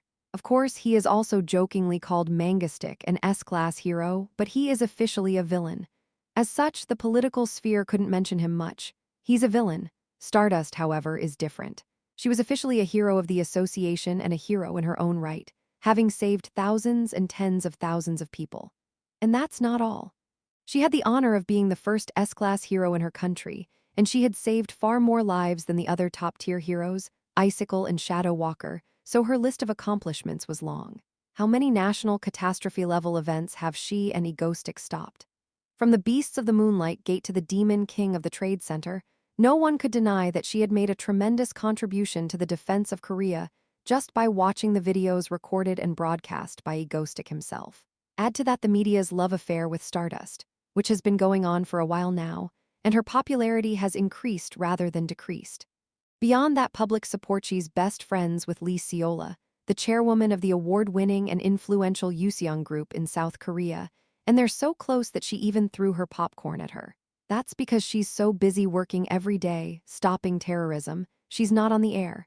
In fact, Stardust was so influential that she could wield power at will. She was single-handedly responsible for more than half of the country's terrorism, so what would happen if she decided to punch a hero in the face? And she did. Egostick is a dangerous villain, and since he was caught so suspiciously in the first place, he needs to be kept under constant surveillance. So, I will live with him in Karkwias. If not me, then who will, as he needs close surveillance? Stardust said, looking determined as he spoke to the association leaders. Understood, Stardust. There was no one in the association who could stop her. Stardust, yes. You can do whatever you want. And she got the approval of the president of the association. Everything went smoothly. She was given a nice room, the biggest and most spacious in Karkwias, with a bed and toiletries and everything. When the officers heard that Stardust, the hero of Korea, was staying here, they rushed to renovate the cell, making it almost like a hotel room. Soon, when everything was ready, only then was Egostick allowed to board the ship, though he didn't know why he'd waited, just like that. Humming to herself, Stardust packed her things into her suitcase. Soon enough, she was out of the house. To go to Karkwias, to be with the Egostick, to be together. Wait for me, Egostick. This time she wouldn't miss him, and with those words she flew off into the sky, some time later. Hello, Egostick. She smiled brightly at the frozen Egostick, hiding her pounding heart. Stardust thought long and hard. She waited and waited and waited, long enough. She had no intention of running away this time. Apparently my plan was perfect. Infiltrate Karkwias in the form of being captured by Stardust. Afterward, I would be locked in solitary confinement, overhaul the plan to perfection, and then, at the right time, escape to the deepest depths of Karkwias and kill the wish-granting demon. Why is Stardust there? HMPH, I opened my mouth in bewilderment as I watched Stardust enter my cell, dragging a suitcase with her. Stardust, why are you here? I'm not supposed to be here. she replied as if it were obvious. Just as I was about to be dumbfounded by her brazen attitude, Stardust opened her mouth again, as if she didn't care. You were caught when you shouldn't have been, so you must have some sort of shady plan, don't you think I don't know? She stops in mid-sentence, looks in my direction, and says, How did you know? Just as I was thinking that, Stardust chuckled again and then spoke. That's why I'm going to keep an eye on you so you don't do anything weird. For some reason, she's very easy to talk to, unlike her usual self. It was odd to see her like that, but I had to deal with this embarrassing situation first. So, you're going to live with me? No really. Yeah, I'll sleep here too. As she casually walked over to the bed and said that, I realized that I was in big trouble. I couldn't believe this was real, especially when I saw Stardust sitting on the bed next to me. Yeah. So this is why I thought the room was too nice, this is why. I feel like I'm going to lose my mind, sitting alone in a prison cell, with Stardust sitting on a bed, looking radiant with her blonde hair flowing. This is wrong. Something is very wrong with this situation. I need to do something about it. Just as I'm thinking that, Stardust looked up at me, her blue eyes met mine, and she smiled brightly. So, what do you say? And just like that, I was out of my mind. And so began an unlikely cohabitation between me and Stardust. I don't know how many hours have passed since then. She's long since shed her hero suit and is leaning against the back of the bed in comfortable civilian clothes. I, too, had removed my cape and sat in my coat, drinking juice. No. Why would there be juice in the fridge in a prison for S-class villains? What kind of motel is this place to have bottled Del Monte? What are you thinking? Just as I was continuing my inane musings, she was lying on the bed in front of me, reading a book, and she was looking at me, her eyes locked with mine, asking me that question. There was a small round table next to the bed, and for some reason I was sitting there, facing Stardust inside. I'm wondering how I can get Stardust out of here. When I said that, she smirked and closed her book. I'm going to stay here until you do something, so don't get your hopes up. As she says that, I coughed and turned my head away. It wasn't anything else. I was just tired of looking at her for so long. It was very refreshing to see her in a plain, short-sleeved t-shirt instead of her usual red hero suit. It's as if I've come face to face with the Shin Haru inside, rather than the hero Stardust. I realize this now, but Stardust in plain clothes without the suit really looks like a normal girl her age, only ridiculously pretty. I stared at her for a moment, dumbfounded, as she sat with her blonde hair slicked back. This is not the time. I coughed and regained my composure. This is not the time for idle thoughts. This is a crisis. This was the moment when all my plans would go awry. No, how am I supposed to escape with Stardust at my side? Why is she with me in the first place? And no, that's not the problem in the first place. Stardust, what do you think you're doing lying in front of me in the first place? Huh? What do you mean? No. First of all, you're a woman, aren't you? You're sleeping next to me, too, which means just when I was about to throw her out by explaining the Eastern Confucianism of the 7 male and 7 female divisions, Stardust suddenly flashed me a wicked grin and said, I'm much stronger than you in the first place. Besides that, I don't think anything of you. Do you think I have a black heart? What? And the moment I heard her say that, I felt my heart sink. A black heart. Ever since I fell into this world, I've tried so hard to keep my relationship with Stardust villain and arch nemesis to a minimum. I've tried so hard to keep myself from being anything more than a fan, to never feel anything more than that. That I have a black heart? Absolute nonsense. I am innocent and clean, just a fanship. I said that as if I had been stabbed, excusing myself. Forgetting what I was supposed to do, I blurted out an excuse to Stardust as if it were ridiculous. Black heart, to me Stardust is a hero, nothing more, nothing less. Really? Stardust's face darkened slightly by then, but I didn't notice, and I should have stopped there. Yes, of course. Am I such an asshole villain that I'd turn against a hero? But you come running to me whenever something happens to me, and you just hugged me. That's just being archaic. Looking at Stardust, who was squinting in my direction and looking at me suspiciously, I blurted out the words. So? In the first place, I never saw Stardust as a woman, not even for a moment. Just as I was saying that, Stardust, who had been leaning against the bed, leapt up and grabbed me. Before I could do anything, she pushed me down onto the bed behind her, and soon enough, our bodies were pressed against each other, my back against the bed. She was right in front of me, our faces so close that our breaths touched. Almost in my arms, kneeling between my legs, her arms stretched out over the back of the bed next to my head, right under my nose. She looked me in the eye, smiled slightly, even through her slightly flushed face, and whispered, So even now you don't see me as a woman? and looking at her like that I thought quietly, I do see her. Chapter 305. Stardust decided not to wait any longer after hearing his words of advice. Right. In order to get closer, she had to be a little more reckless. That's why she had come to this prison, to this cell with Egostic, and decided to stay by his side. Only because she wanted to be close to him. Only because she wanted to be close to him. She had no other intention. But Blackheart, to me, Stardust is a hero in my own archaic way, nothing more, nothing less. How come, that thing he said, that he has no black heart, a statement that clearly has nothing to do with her. Why does he want to turn it around so badly? In the first place, I never saw Stardust as a woman, not even for a moment. The moment she said it, she acted on impulse. Snap, she yanked Egostic out of his chair and toppled him over onto the bed where she was lying. One moment she was lying on the bed, leaning back against him, the next she was in his arms. Her arms outstretched beside his head, their faces so close they could feel each other's breath. She smiled and turned to Egostic. So now you don't see me as a woman, and immediately regretted it. Wait, Haru, you're being too pushy. What will he think of me? However, she was still a little embarrassed. Those thoughts were washed away when she saw the slightly flushed face of the most embarrassed she'd ever seen him. She never saw him look so flustered before, always smirking and breezing through any situation. She forgot that she was blushing just as much and smiled cheerfully at him. Flick. Huh? The next moment, her hand was grabbed and her arm was yanked away. She didn't react, and when she came to her senses, she was lying at the foot of the bed with her right hand being held. Above her, a red-faced Egostic was looking down at her. So, what I'm saying is, if you keep provoking me, this is what might happen. The fluffy sheets of the bed supported her back as she looked up at Egostic directly above her. They'd shifted up and down, but they were still so close that their breaths touched. Hot. Stardust felt her own heart beat loudly. Pounding, pounding, pounding, pounding, ouch. She, the hero, was crushed by the villain in bed, in a state that would make a normal hero feel ashamed. Why is her heart pounding? And the difference in strength between her and him is significant. It should be easy to escape from his embrace if she were to use her strength. Why doesn't she want to? And, again, why? Maybe this isn't so bad after all. With a face even redder than before looking up at Egostic, whose cheeks were equally red, she swallowed her embarrassment and smiled tauntingly at him. Well, I don't mind, I guess, do whatever you want. She was going to go all the way, and even if she didn't know where that end was, what the hell, how did this happen? Flick, flick. On a bed in a prison cell, on a bed that was somehow too big and white to be a prison bed, I was looking down at Stardust lying beneath me. So, what I'm saying is, if you keep provoking me, this is what might happen.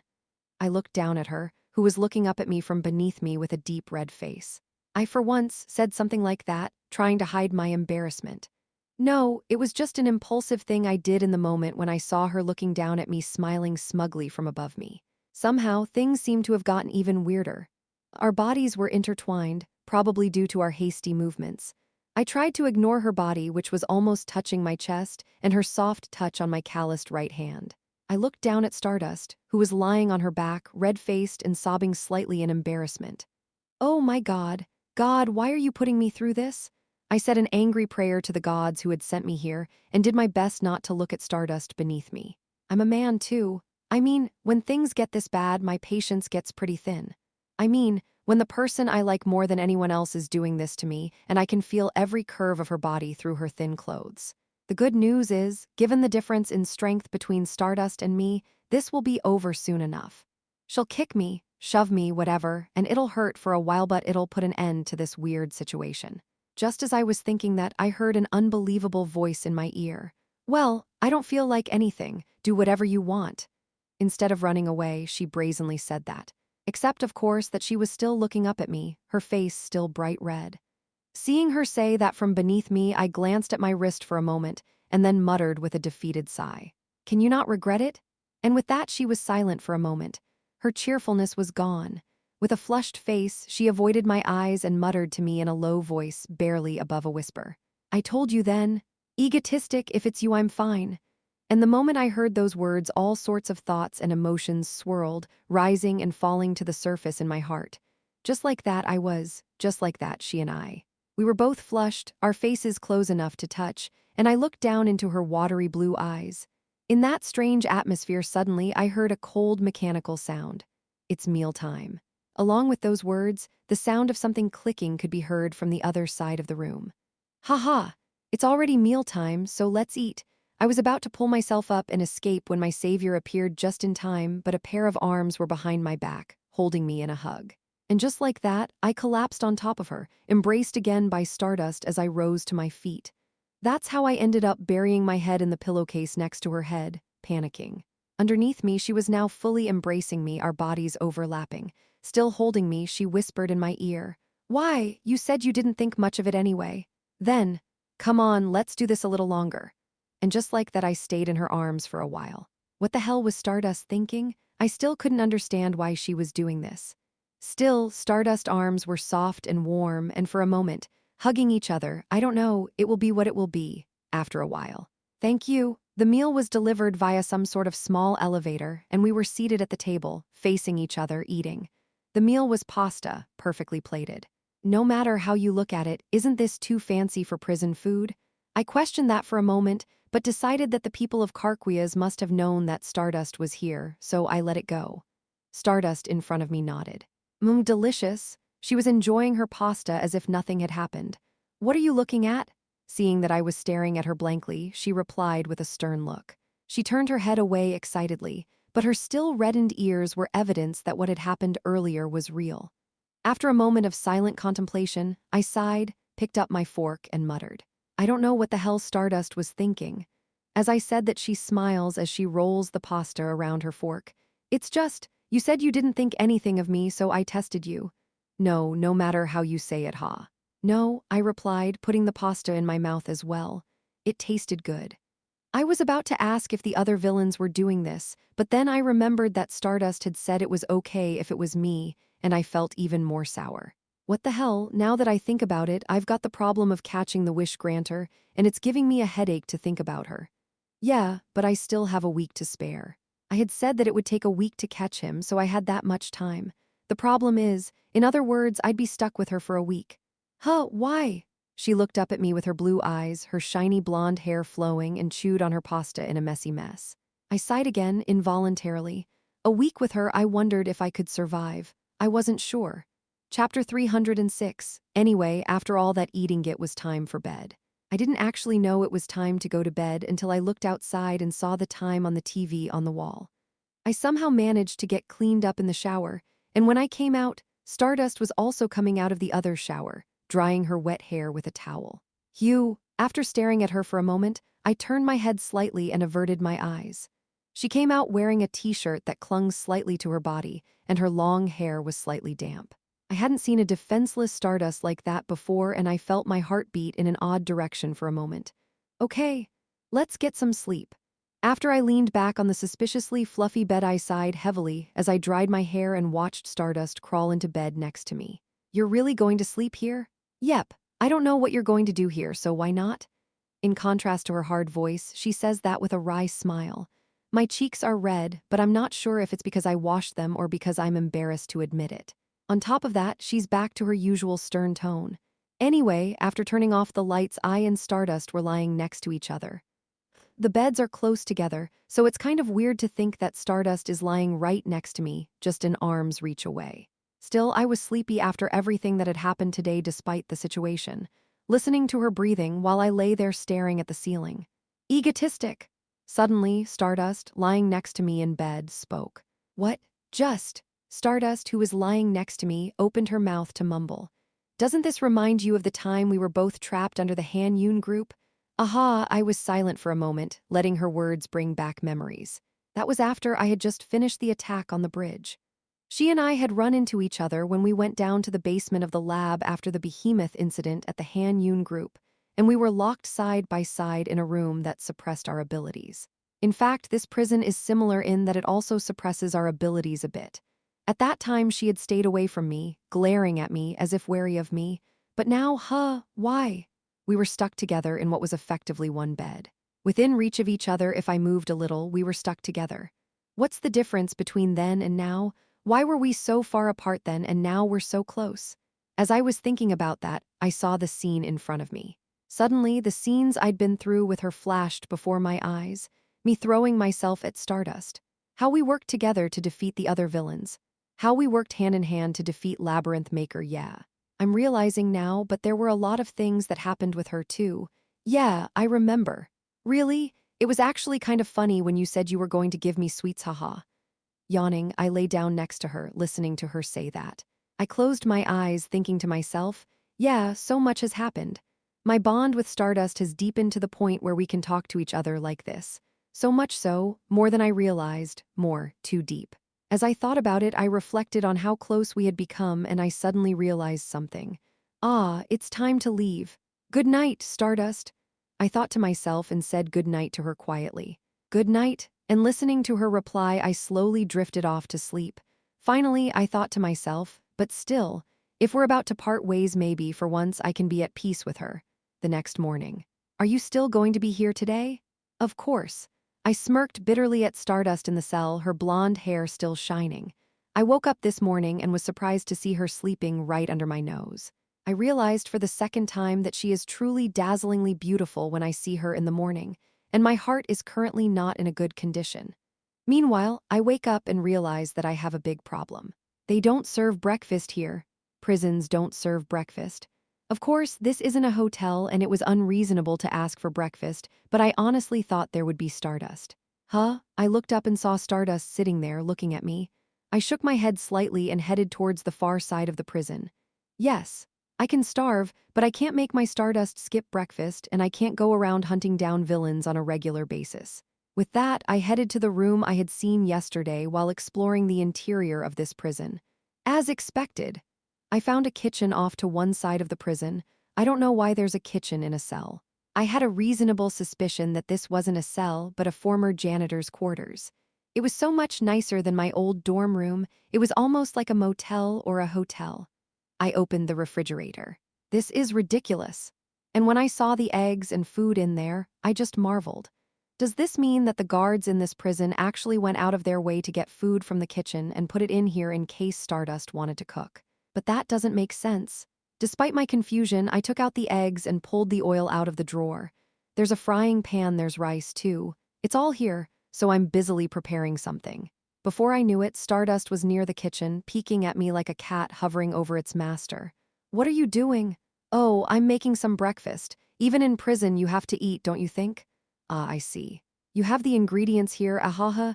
I don't know why, but I left her smiling awkwardly and went back to cooking. She asked if she could help me with anything, but I said no thanks. But is it normal for the villain to be cooking for the hero, and the hero to ask if she can help? No. If you look at it that way, it's not normal to come to prison with a villain and sleep with him in the first place. Anyway, so I made a simple meal of buttered toast, omelet rice, and other dishes from the fridge. Soon enough, I had it plated and ready to go, and I stepped outside. Here you go, Stardust. Eat, and with that, I walked out with my simple breakfast. Seeing this, Stardust approached me with a twinkle in her eye. I'll eat. The two of us sat down at the table. After hearing her greeting, I ate my food without much thought. Stardust was eating carefully in front of me. Delicious! With a smile on her face, she muttered that as if she had said it unconsciously. It's kind of embarrassing to say that. I actually learned it all from you. Next time, I'll cook for you. Oh, okay. I nodded in understanding as Stardust took the plates from me, saying that she would do the dishes. A hero and a villain cooking for each other. It's not like it's some kind of TV show. I thought to myself, smirking at the absurdity of the situation. Stardust ate it, and it was delicious. It's no secret that I was a lot pleased. Anyway, in that way, the time in prison passed by pretty quickly. While Egostick and Stardust were living happily ever after in their prison cell. Chairman Lee, the protests are getting bigger and bigger. There's a conspiracy theory circulating in the foreign press about Stardust's disappearance as soon as Egostick was captured, and it's currently being published in prominent weekly magazines. President Lee Seola, the president's office is screaming that their approval ratings have dropped by 10 in a single day. If this continues, they're going to issue a special amnesty. Mr. President, there's a terrorist attack in Busan. Ha.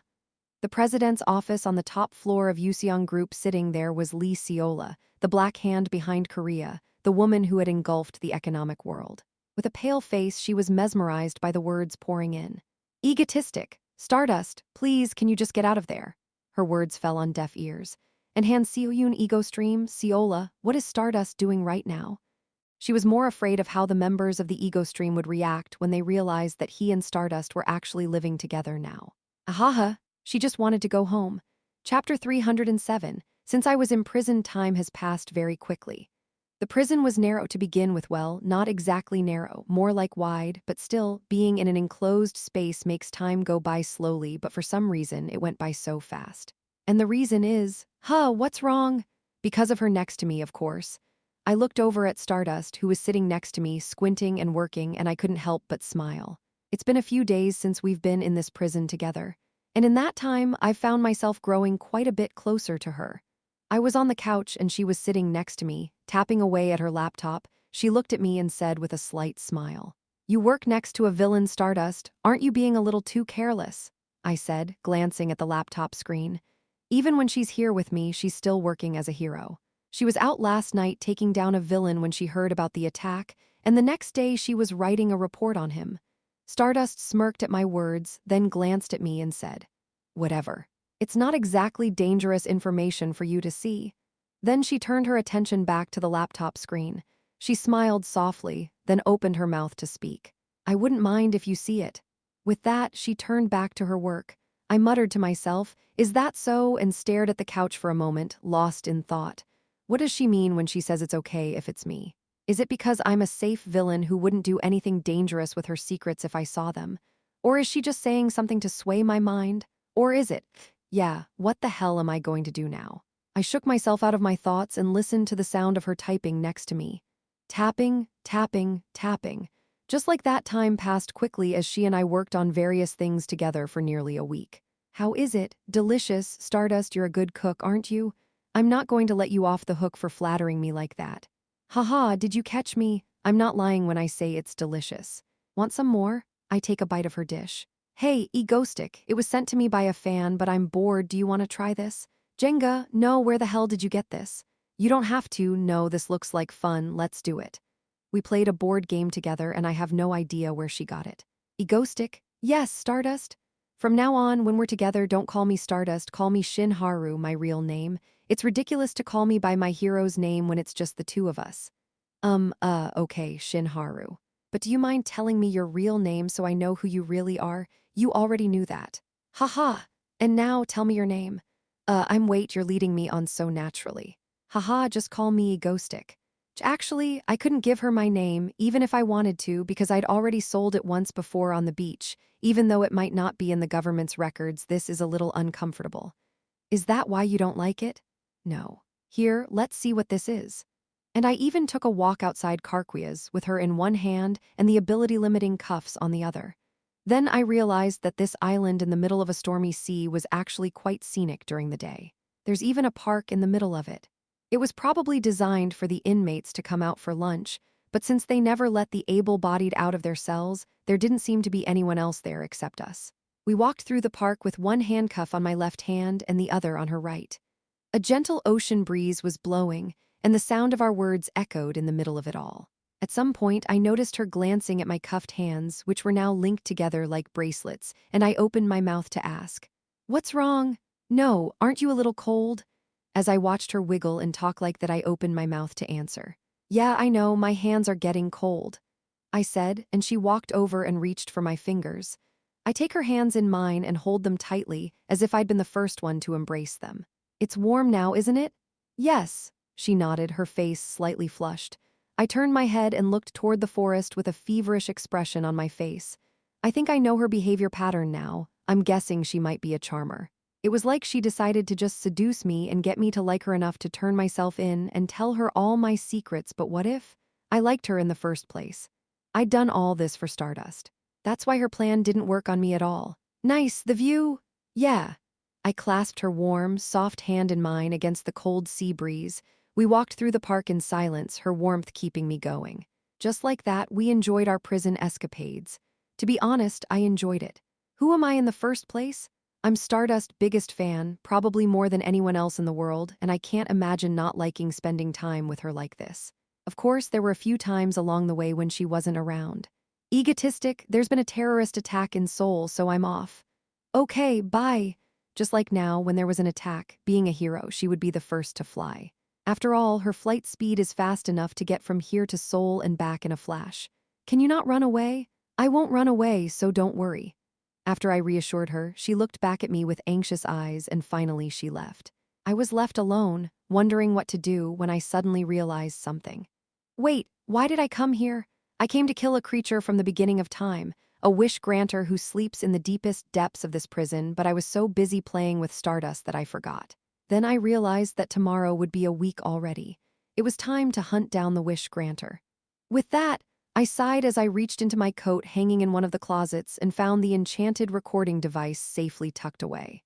It was time to tell Stardust and execute the operation sometime tomorrow. Finally, the moment had come to part with her, and at that time, yes, it's Haru. Why? Nothing. I've been sharing a room with Egostic lately, keeping an eye on him, but we don't seem to be getting any closer than I thought. In the office of the president of the Yuseong group, Lee Seola was listening to Stardust with a blushing face, her head bowed and her fingers fidgeting as she spoke. I envy you, Haru. She was dying to save the country from itself, and Haru only had to worry about her love life in the aftermath of Egostic imprisonment. Lee Seola is on the verge of overwork as she tries to calm the protests that have now grown to a national scale. She sips caffeine as she listens to Stardust, who has come to receive counseling from her after leaving prison to quell terrorism. More than that, she was shocked that Haru hadn't made any progress with Egostic so far. How could that be? Anyway, for such a frustrating friend with a slightly tired and muddled brain, Lee Seola gave her some serious advice. Haru, you two should have a drink together. Drink? Alcohol is supposed to break down barriers and bring people closer together. I see. As she said that, Lee Seola silently thought to herself. I don't know, if a man and a woman get together and drink alcohol, something will happen. Wait, Haru, I'll give you a bottle. With that, she staggered over to the closet and pulled out a bottle of wine from the depths. Here, take this and drink it together, then you'll have your answer. Really? Thank you, Seola. Lee Seola handed the wine to Haru. It tastes sweet when you drink it, but it's actually very strong. It was a special wine that made you drunk in an instant. As she watched Shin Haru leave with the bottle, Seola silently thought to herself, right? Only when the two of them have made some progress will Dane's psychological barriers be lowered. Lee Seola, she had a plan. Pause that night, Egostic, do you want to have a drink? What? Stardust returned to the cell with a bottle of wine in hand. I hesitated for a moment, then said, sure. I have to tell her my plans for tomorrow anyway. Maybe I can convince her with alcohol. Wine doesn't get you drunk much anyway. Yeah, sure, I'll get a glass and some appetizers, I replied. After we cleaned up, Stardust and I drank and some time passed. Come on, Egostic, let's make a toast. Cheers? Yeah. I silently clinked my glass against Stardust, who handed me a wine glass, red-faced and smirking. In the darkened room, illuminated only by a small light, I held my dizzy head and thought for a moment. Is this wine, is it stronger than I thought? Shin Haru, who is a weak drinker anyway, is already completely drunk. It wasn't normal to see her laughing so uncharacteristically. It's like she won't remember what happened today, and I myself was actually quite disoriented. HMPH, although Stardust was really, really cute, holding a glass of wine and grinning from ear to ear with a flushed face.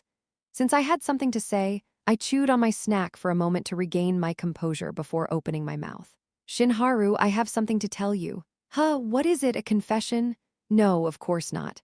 For a moment, her words almost made me squeal with laughter, but I managed to hold it in. After a moment of silence, I spoke. Shin Haru, I'm finally going to tell you why I came to Karkwia's. And so I explained my plan to her in detail. Somewhere in this prison, an ancient creature called the Wish Granter is sealed away. If left alone, it will surely harm this world, and I intend to destroy it. So I want her to help me. I asked her to do so. Something like that. She listened to me with a quietly serious face, and when I finished, she was silent for a moment, thinking, then she smiled and opened her mouth. Okay, I'll help. Phew, thank you. I breathed a sigh of relief at her words. She's for the people, after all, just as I was thinking. Egostic, you asked for it, so I'll do it. She looked at me, smiling, jaw set, and said, as if she was doing it for no other reason. Her eyes were so sincere, and for a moment I was speechless. While I was at it, Stardust was silent for a moment, then took another sip of her drink and smiled at me. Egotistic, thank you. For what? Just everything. Haha. A hero thanking a villain. If anyone else hears that, I'll make fun of you forever. Haha, yeah, maybe. She shook her drink as she said that, then yawned and turned to me. Shall we go to bed? You said you wanted to start tomorrow. Yeah, sure. Wait, why don't we watch a movie before we fall asleep? There's a TV in front of the bed, sure. Yeah, with that, Stardust stood up from her seat. I watched her stagger for a moment, then quickly rose with her, standing beside her to support her. Her soft arms slipped into mine. I pushed the strange thought out of my mind as we reached the bed, and together, Stardust and I fiddled with the remote, turning on the television and scanning for a movie to watch. That one, yeah, let's watch that. And before I knew it, Stardust, still in the same supportive position she'd been in earlier, almost arm in arm with me, had selected a movie with a red face. I nodded and put the movie on. Why a romance movie? Just like that, we watched the movie, clinging to each other, the only light in the room coming from the TV. The movie was simple. A story about two people who love each other but can't because of their different identities. There's a pretty sad scene in the middle, and Stardust sobbed next to me. She's very sensitive. While watching the movie, I was drunk and thinking about other things with my brain. Is this right? Should she and I be together like this? What does she, the hero, think of me, the villain? Is it just a ruse, or is there more to it? I don't know, my head hurts and I can't think straight, but I do know this. I am and always have been single-minded.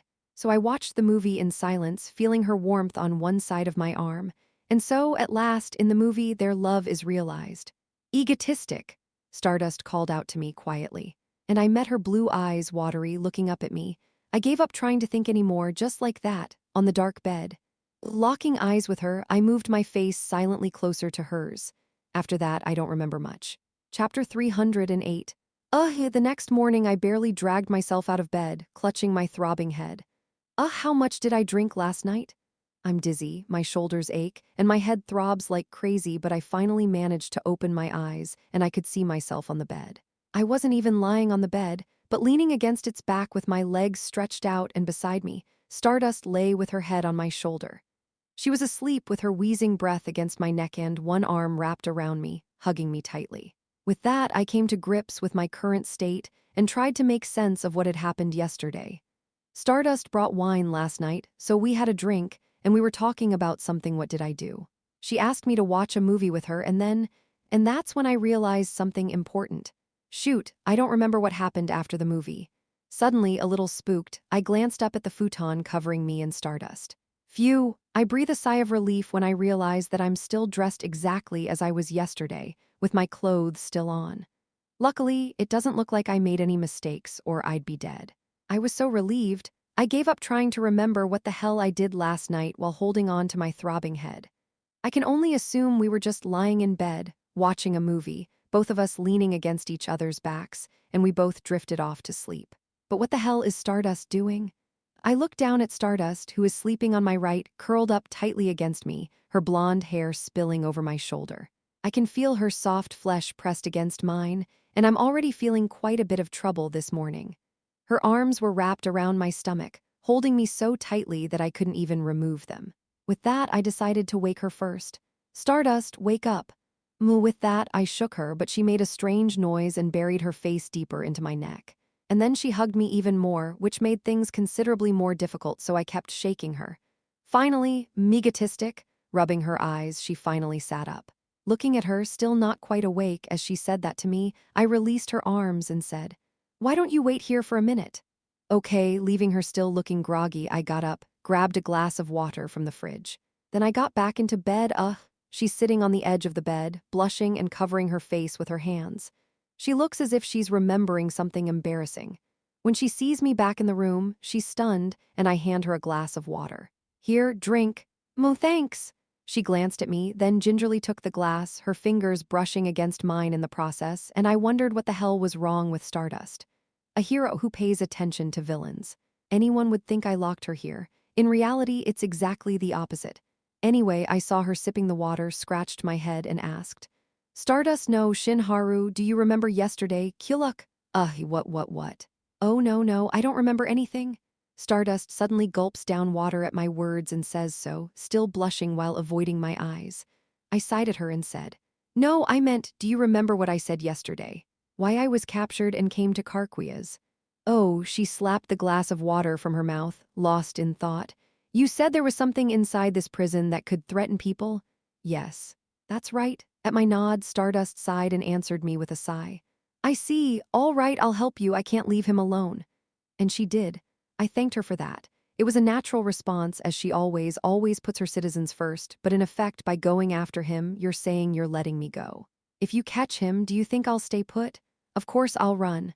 So when you say you're going to sit on the bed and quietly help me now, was effectively the same as saying you'd let me go if I caught the monster. And only on my word as the villain. Shall we go sometime today? Yes, the sooner the better.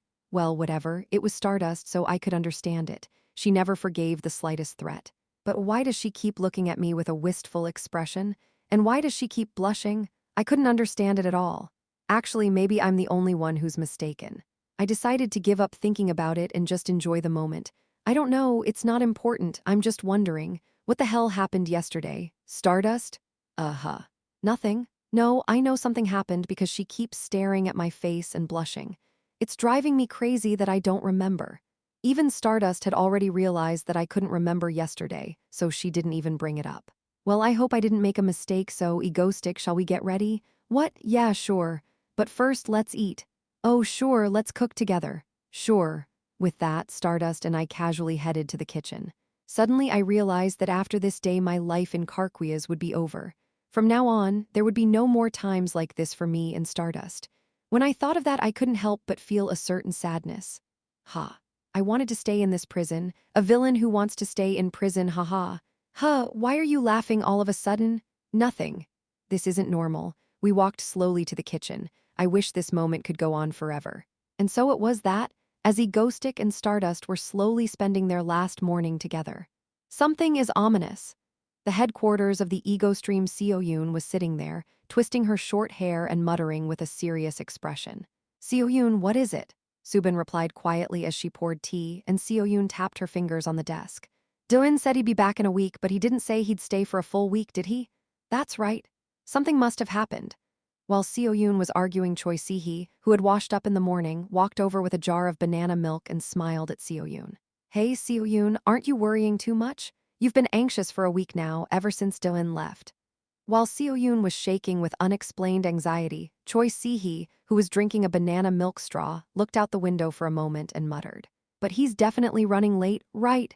Especially since Stardust hasn't been making any public appearances lately, it's suspicious. Something's up. Is he still there? As Lee Subin watched the two of them with, Ariel also asked, having just come from the stairs. At that moment, even Yoonwoo, one of the people who looked the worst since Do-in disappeared, came and sat in the living room, sobbing uncharacteristically. Seo Yi-young, who had been lying on the couch, as usual with no presents, opened her mouth for the first time today. If you're so worried, why don't you just go there yourself? What? No, don't. With that, Seo Yi-young stood up for the first time. Stretched out in a wide hoodie, she scratched her purple bob once, looked back at everyone with her characteristic reincarnation eyes, and opened her mouth. We were due today anyway, so let's go to Karkwia's neighborhood and see what Egoistic is up to. But we're supposed to go when Do-in gives us the signal. That's right. If he gives us a signal that he's near there, we can go right away. If he hasn't given us a signal by today, something might have happened, so we can go right in. That makes sense. Seo Yi-young's uncharacteristically logical words were filled with conviction. HMPH. Yi-young smirked to herself, clenching her fists on top of her hood, and continued to mutter quietly. And let's see what the hell he's up to. Oh no, he's not hanging out with someone, is he? She hoped so. Still, she was laughing quietly. Just like that, the Ego Stream members' trip to Karquias was decided. I'm getting a chill. Huh, what's wrong? Are you okay? No, it just happens sometimes. I'd be more worried about that. As Stardust and I stood together, ready to leave, I shivered at the uneasy feeling that burned down my spine. All this time, I thought it was because of Stardust, but maybe it wasn't? Chapter 309, Karquias. Created at the birth of the society, it is a prison for the world's few powerful people. One of the reasons the association has become so powerful in the first place is due to its proprietary technology and ownership of Karquias. It is the most secure prison on the planet, where those who can single-handedly shake up a nation are kept by any means necessary. And in the deepest depths, a place where a being from ancient times, villain or monster, said to possess a cursed power, is sealed away. Stardust was headed deep into the prison with Egoistic to defeat that being. Stardust, I'm guessing that area is heavily guarded. We should probably go around this way. Egoistic muttered with his usual hat and sharp eyes. Seeing him like that, Stardust couldn't help but stare at his face. Egoistic, you've got those long eyelashes, Stardust? Huh, yes, let's go this way. The questioning tone in his voice brought her back to her senses, and she nodded at his next words.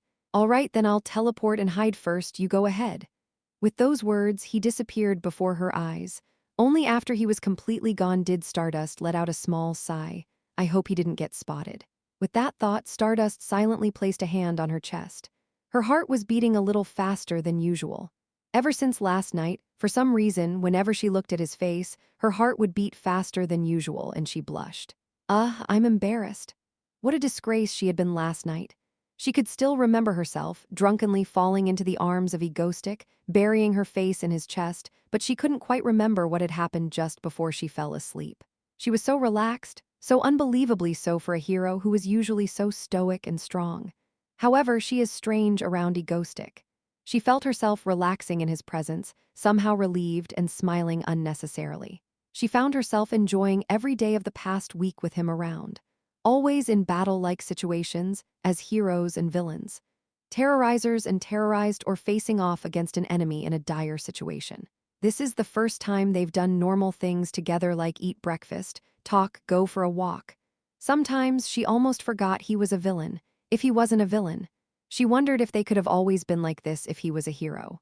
She'd tease him and he'd tease her. She wondered if they could have been together like that, laughing and being companions.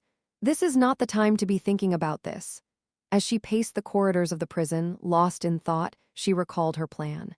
The goal of Egoistic is to destroy the monster deep within this prison. The monster he spoke of, the Wish Granter.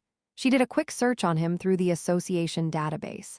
Unlike before, her S rank allowed her access to much more data. But Wish Granter, S-Class grants wishes in exchange for a fee.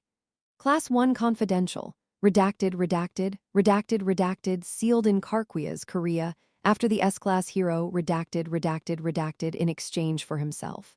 The method of granting wishes is erase memory, so do not touch it. Be careful not to make a large wish without providing a sufficient reward, as this will cause the wisher to be erased. The following contents, including erase memory, are classified O and cannot be viewed at your current level. As always, most of the data was limited and still not useful. Especially since the organization had existed for so long, most of its records had been deleted. It had always been a mystery to her how Egoistic knew what was classified, even within the association, but now she was beginning to understand. Now I'd be more surprised if he didn't know. And with that, she walked through the prison, looking for a place where she could move away with Egoistic from the watchful eyes. With a small sigh, she let herself think. Yes. That's how he always was, always acted like he knew everything, and whenever she got stuck, he'd sneak in, smile, offer a solution, and disappear. He always took risks when she was in danger. Maybe that's why Stardust couldn't help but think that she likes Egoistic. There you are! Just as she was thinking that she was startled out of her thoughts by the sudden sound of the Egoistic voice from behind her. Where did you come from, I mean, how did you know? Haha, of course I can tell where my hero is just by instinct. As he smirked, as if stating the obvious, Stardust spoke bluntly on purpose to hide her slightly flushed cheeks. You're a good talker. Anyway, we'll just have to go straight down here, right? Yep, let's go. Haha, a hero helping a villain escape, I'm indebted to you, haha. Still, it can't be helped if you want to protect the world, can it? And when it's me helping, shut up and come quickly. With that, she whispered with a reddened face and hurried forward. And so on, down into the depths of the prison. She knew it. Soon, the time would come when she would be separated from Egoistic once more. She would return to the days when she would have to wait months to see him again. But she felt that he, too, was beginning to become conscious of her. He had always come to her first. He'd started to avoid her when she approached him, but then, when it was inevitable, he'd slowly come to her again. From now on, it will be different. With that thought, she made her way to the depths of the prison. She had no idea what she would find there. The depths of Karkwia's after a long search, with Stardust cutting a path through the prison staff in the name of fieldwork, and me hiding in the meantime. Stardust and I finally made it there. At first glance, unlike the upper floors, this place has an old and dilapidated feel. The walls around us, once pristine, were now rusted and decayed, and there were even tree roots in some places, but we walked until we finally reached the great black door to the depths. I think I've seen this before, Seeing Stardust tilt her head slightly, as if in awe of the sight, I blurted out, "Isn't it just because giant doors like this are common?" "I suppose," and with that, I let it go. Before I opened the door, I turned to Stardust and gave her another serious warning. "Stardust, I have a plan to deal with that guy in there, and I want you to trust me. It's too dangerous and you don't want to mess with him." "Okay, I'll stay with you." "Well, it could be dangerous for you to stay with me, so I'd like you to come in and wait by the door." Stardust's face turned into an unhappy expression at those words, but my pleading eyes finally made her reluctantly agree. "Then let's go." "Okay." With that, Stardust and I opened the huge black doors, and then an ominous cold wind blew out of it, and with that, we stepped into the great darkness of the underground. When the door closed and we were fully inside, we could see something at the far end. There, at the far end of a huge underground cavity, something was faintly visible among the large white tentacles attached to the walls. It was a blurry figure, seemingly in the middle of it all. Yep, that must be him, one of the final bosses of Phase 3. Egoistic. "Yeah, okay, I'll be right there." Her words seemed to urge me on, and I turned on my heel and headed straight for him, but before I could, she grabbed my wrist. I turned around to see what she's doing, and her eyes were slightly shaky and worried. "Be careful, okay?" "Okay." She said it so earnestly and desperately, I couldn't even bring myself to crack a joke. "The hero is worried about the villain?" "Yeah, I have to be careful. Just stick to the plan, stick to the plan." "I'm not exactly sure that's being careful." With that thought, I reached into my coat and pulled out one of the earphones that came with the recorder and put it in my ear. "Okay, we're all set. Let's go." With that thought, I stepped out into the darkness of the cavity. "Here we go, let's make a wish, something he won't expect." Chapter 310. In a large, darkened cavity, larger than any sports field with no ceiling visible above, I silently approached the something at the end of it. Surrounded by thick white tentacles, a figure about the size of a 5-year-old child sat in the center. The only difference was that it was black all over. His face and body were indistinguishably black. That thing was so dangerous that the heroes of old had to create such a huge space to seal it away. One of the sun god's creatures, the wish granter. He didn't look all that intimidating, but I knew that the power he possessed was beyond imagination. Unlike mere mortals who are merely endowed with the power of the gods, he is a creature created by the sun god himself. As such, his powers are divine. He has the power to change cause and effect, to alter the course of events. However, he has a major limitation. He can only use his power when someone else pays him to make a wish, and he grants that wish. But even then, his power was transcendent. If the price was high enough, he could grant any wish, to destroy a nation, to make himself rich, to resurrect the dead. However, the price is very hard to meet, and the problem is that the wishes are granted in the strangest of ways. With that thought in mind, I walked on until I was within a few feet of him. I stop in my tracks and see a small black child sitting in front of me. Its entire body was immersed in deep darkness, except for its mouth, which was white and smiling. And when I looked closer, I saw a small black seal that looked even more disturbing and thick white tentacles surrounding it. In the middle of it all, it finally opened its mouth. The first human I've seen in a long time. The voice that came out of the white mouth was like a small boy's laughter, or maybe it was the sound of a crackling machine. Whatever it was a bizarre, reluctant voice unlike anything I had ever heard before. As if it were speaking directly into my ears, I nodded and opened my mouth to speak. "Greetings, wish granter Vadam Implans." In response to my words, it smiled wordlessly. Looking at him, I thought about his characterization once more. The wish granter grants wishes in exchange for a price. However, the wishes are very wrong. He grants wishes in a way that makes the maximum number of people, including the person making the wish, as unhappy as possible. If you make a wish to make yourself rich, he will kill all of your blood relatives and make you rich through inheritance. If you wish to resurrect someone who is already dead, he will resurrect them with a curse on them, dooming you both.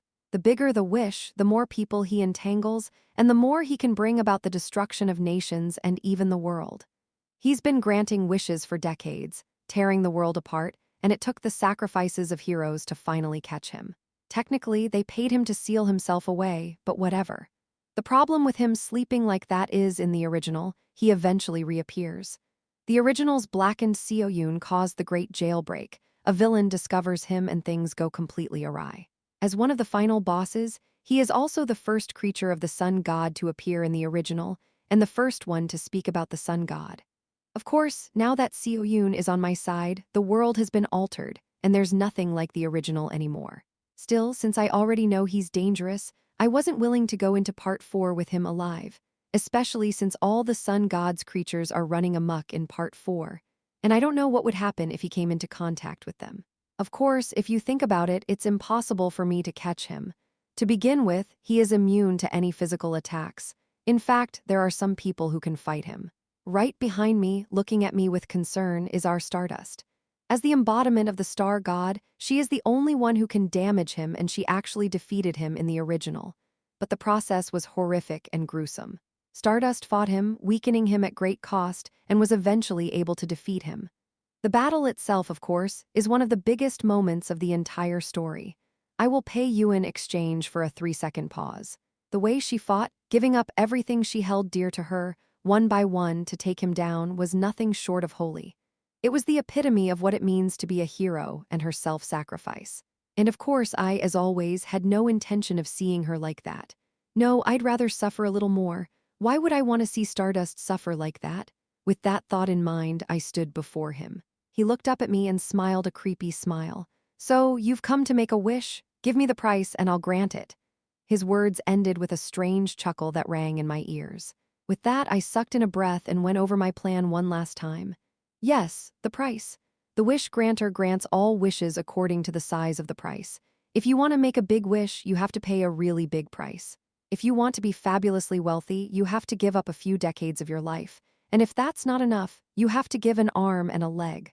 Or if you want to give something material, you have to give nearly billions. And I was going to give the most precious thing of all. With that, I took a deep breath. In a low voice but more precise than ever, I said the price I would pay. "It will give all my memories of this world in exchange." I said so quietly. And then a dramatic reaction came. Wait, what are you talking about?" From behind, not from the wish granter. With a thud, Stardust came flying toward us. "In a sacred bargain, interruptions are not tolerated." Thud. She was stopped by an invisible wall. Grasping the wall, she struck it with something, but I couldn't hear her. "Now that we've gotten rid of the distraction, let's finish our conversation, as she won't be able to hear us."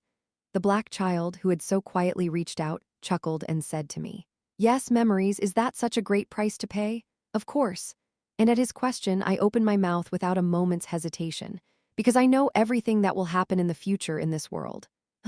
You, who can put a value on everything, would know how much this is worth." I said that with a slight upturn of my lips, trying to sound casual. He only smiled, a white smile that only enhanced his black face. And looking at him, I continued, "I'm giving you all my memories of this world, including all the information about the future, which means that you're the only one who will ever know the future of this world." I said that exaggeratedly, spreading my arms wide. The wish granter was silent for a moment, then, with a slight nod of his head, he said, I see, in exchange for the memories." With those words, a white glow escaped from my chest. Soon it was floating in the air between me and him. Perhaps that is my memory of this world. Thump, thump, thump. As a side note, for some reason, the thumping became stronger behind me, and I started to feel a little nervous. That barrier, it's going to break, we've got to make a deal. Okay, so for this huge price, what's your one wish?" As he spoke, still smiling, I had one last thought. Wish granter's biggest problem is that he grants wishes in bizarre ways. That's why I had to avoid making complicated wishes. No matter how high the price I paid, I never knew what I am going to get. Nor could I play with logical contradictions, for a creature of the sun god, with his immense power, could bend the laws of nature and the universe to force them to come true.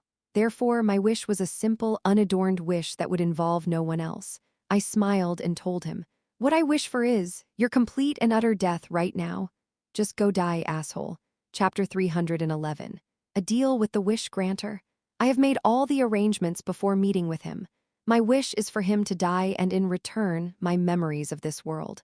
The problem with this, of course, is that I lose my memories. So I've made some arrangements. Okay, Dylan. One is the diary I entrusted to Seo Yoon. It's the diary I've been keeping since I was possessed by this world and decided to see the ending. It contains all my memories of this world. And when I get home and read it, I will immediately remember again. Thanks to the residual thoughts, the destruction of the creature that took my memories, and the vine which I'm writing this because it's not really necessary, and a similar method was used in the original story. which means that my memories will return completely. So far, so good.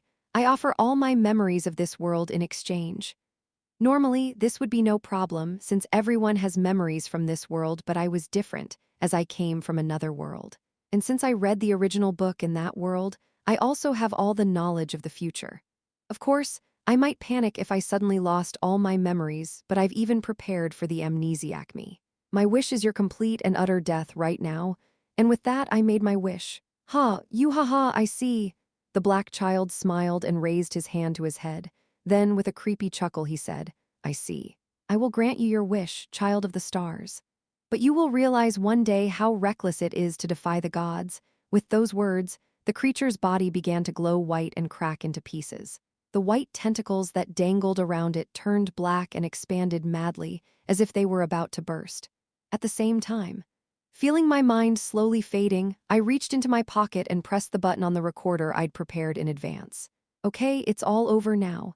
I'm sure he's going to do something before he dies, but after this, I'm going to have to take care of myself since I've lost my memory. Honestly, that's my biggest problem. Would I be able to make it home safely, open the diary, and regain my memories? I wasn't sure. To be honest, I was a little scared. I wondered if everything I'd done here, all my memories, would be for nothing. But it was for the best. Even if I lost my memory forever, I had to take down that dangerous bastard here. I don't know, it'll work out somehow. Everything will be fine. I have faith in my post-memory self. Gostic. Ending those thoughts, in a crumbling prison I closed my eyes, blurring the sound of Stardust shouting at me. And just like that I lost all the memories I had built up in this world. Damn, deep within Carquia's in the dungeon Stardust, who had been blocked by an invisible wall, gritted her teeth as she slammed into the wall once more. I will give you all my memories of this world in exchange. Egostic spoke calmly. Hearing those words, she doubted her ears for a moment. But when she saw the conviction in his eyes, she rushed forward, only to be stopped by an invisible wall. With the unearthly shout of a monster that the deal was sacred. Egostic, she called out to him, pitifully, pounding on the wall. He turned his back on her as if he couldn't hear and went about his business with a serious face. Yes, perhaps she should have known. That it was always this way with Egostic. That he'd always been this way, always rushing to accomplish his goals without thinking of himself. Why hadn't she known? She was too complacent. She thought Egostic would have a solution. He was the one who had laughed and told her to trust him until this morning. So when he'd told her he had a way to take him down, she'd assumed without thinking that he must have something on his mind. That if he did, he'd think of something special. The truth is, he's just an ordinary man on the inside, just like her. Why didn't she realize that he was trying to make something happen, even at the expense of himself? That's what he meant when he said he was offering his memories in exchange. That he fears more than anything that he will not remember himself. Stardust realized only now in this moment. And so she tried desperately to break the wall, but their bargain was faster than that. But you will realize one day how reckless it is to defy the gods. With those words, the wish-granter body began to crumble. Perhaps, given the circumstances, Egostic's wish was to get rid of him. At the same time, Egostic's body staggered. He stood still and confused, holding his head. Egostic! Stardust pounded on the wall in frustration. She finally succeeded in breaking through the wall as the prison shook and the white tentacles flailed about. Egostic, are you okay? Egostic? She dodged the falling walls of the crumbling prison and made her way to where he was, wondering what wish-granter had done just before he died. And then it happened. A wall fell from above her. Stardust, in a panic, flew down and pulled him out. Ha. As she flew through the sky, she looked down to see the blackened, thick tentacles multiplying and smashing the prison. And then Stardust looked down to Egostic in her arms, checking to see if he was okay. First, let's get out of here. Yeah. Seeing him say that with a determined expression, Stardust quickly prepared to leave the prison. Wait. Surely Egostic has lost his memory? Is he okay? With those questions in mind, she flew quickly to get out, relieved that Egostic was safe for now. As such, she didn't notice. Egostic's eyes were fluttering open as she held him. My hair, I stood up, grasping my sticky hair. Shoot, I remember lying in bed last night, but where the hell am I? With that, I opened my eyes, and in front of me. Blackness stretched out before me. No. I was in the middle of a crumbling building, to be precise. What the hell is going on? Shoot.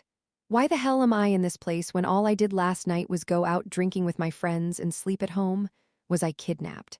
As I stood there, confused, looking around, trying to figure things out suddenly, I heard a voice in my ear. Can you hear me? What the hell? I fumbled for a moment and brought my hand to my ear where I felt the earbuds plugged in. While I was still confused as to what the hell was going on, the voice in my ear continued. I am the future you. And you are the present day me, who woke up and realized that this is the way things are now. Now, if you hesitate, you will die. Don't question it, but quickly grasp the situation and follow my instructions. The voice speaks quickly, as if not giving me a chance to be confused. It's urgent now, so don't think about what's going on, just follow what your future self says. I decided to comply.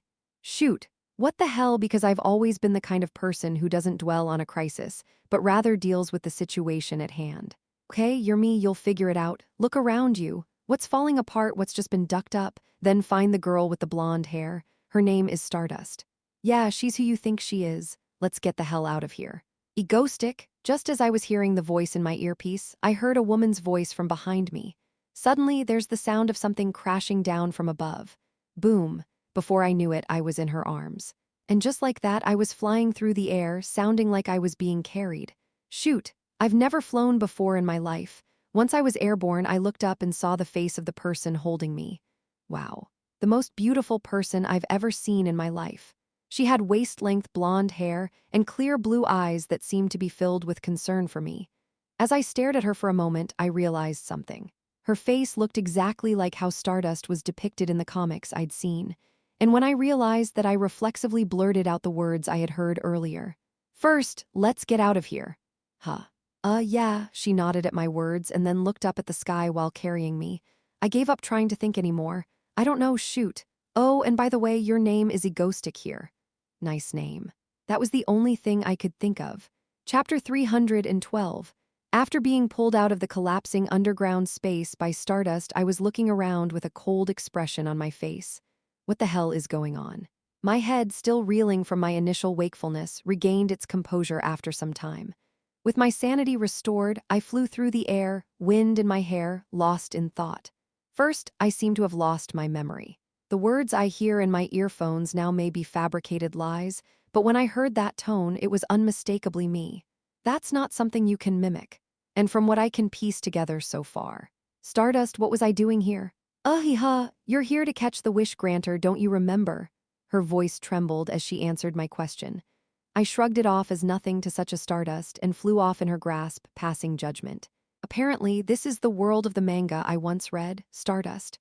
I don't know why that manga has become a reality, but the name Stardust and the familiarity of the villain's name make it almost certain. I mean, there's a woman flying in the sky right now, so of course it's her, and this prison is Karquia's. With that thought, I burst out laughing at the absurdity of the situation. Shoot, I woke up and fell into a cartoon. I thought things were going well for me lately, but life is crazy. And by the looks of it, it's been a while since I fell into this world. Judging by the way she was talking about me killing the wish granter and the very thorough recording, I'm guessing I traded my memories. With that, I calmly assessed the situation. I've always been a cool head in a crisis. Before I panic, I must live. I glanced back at Stardust, flying in the sky with me, and came to the conclusion, I guess. I was a hero in this world.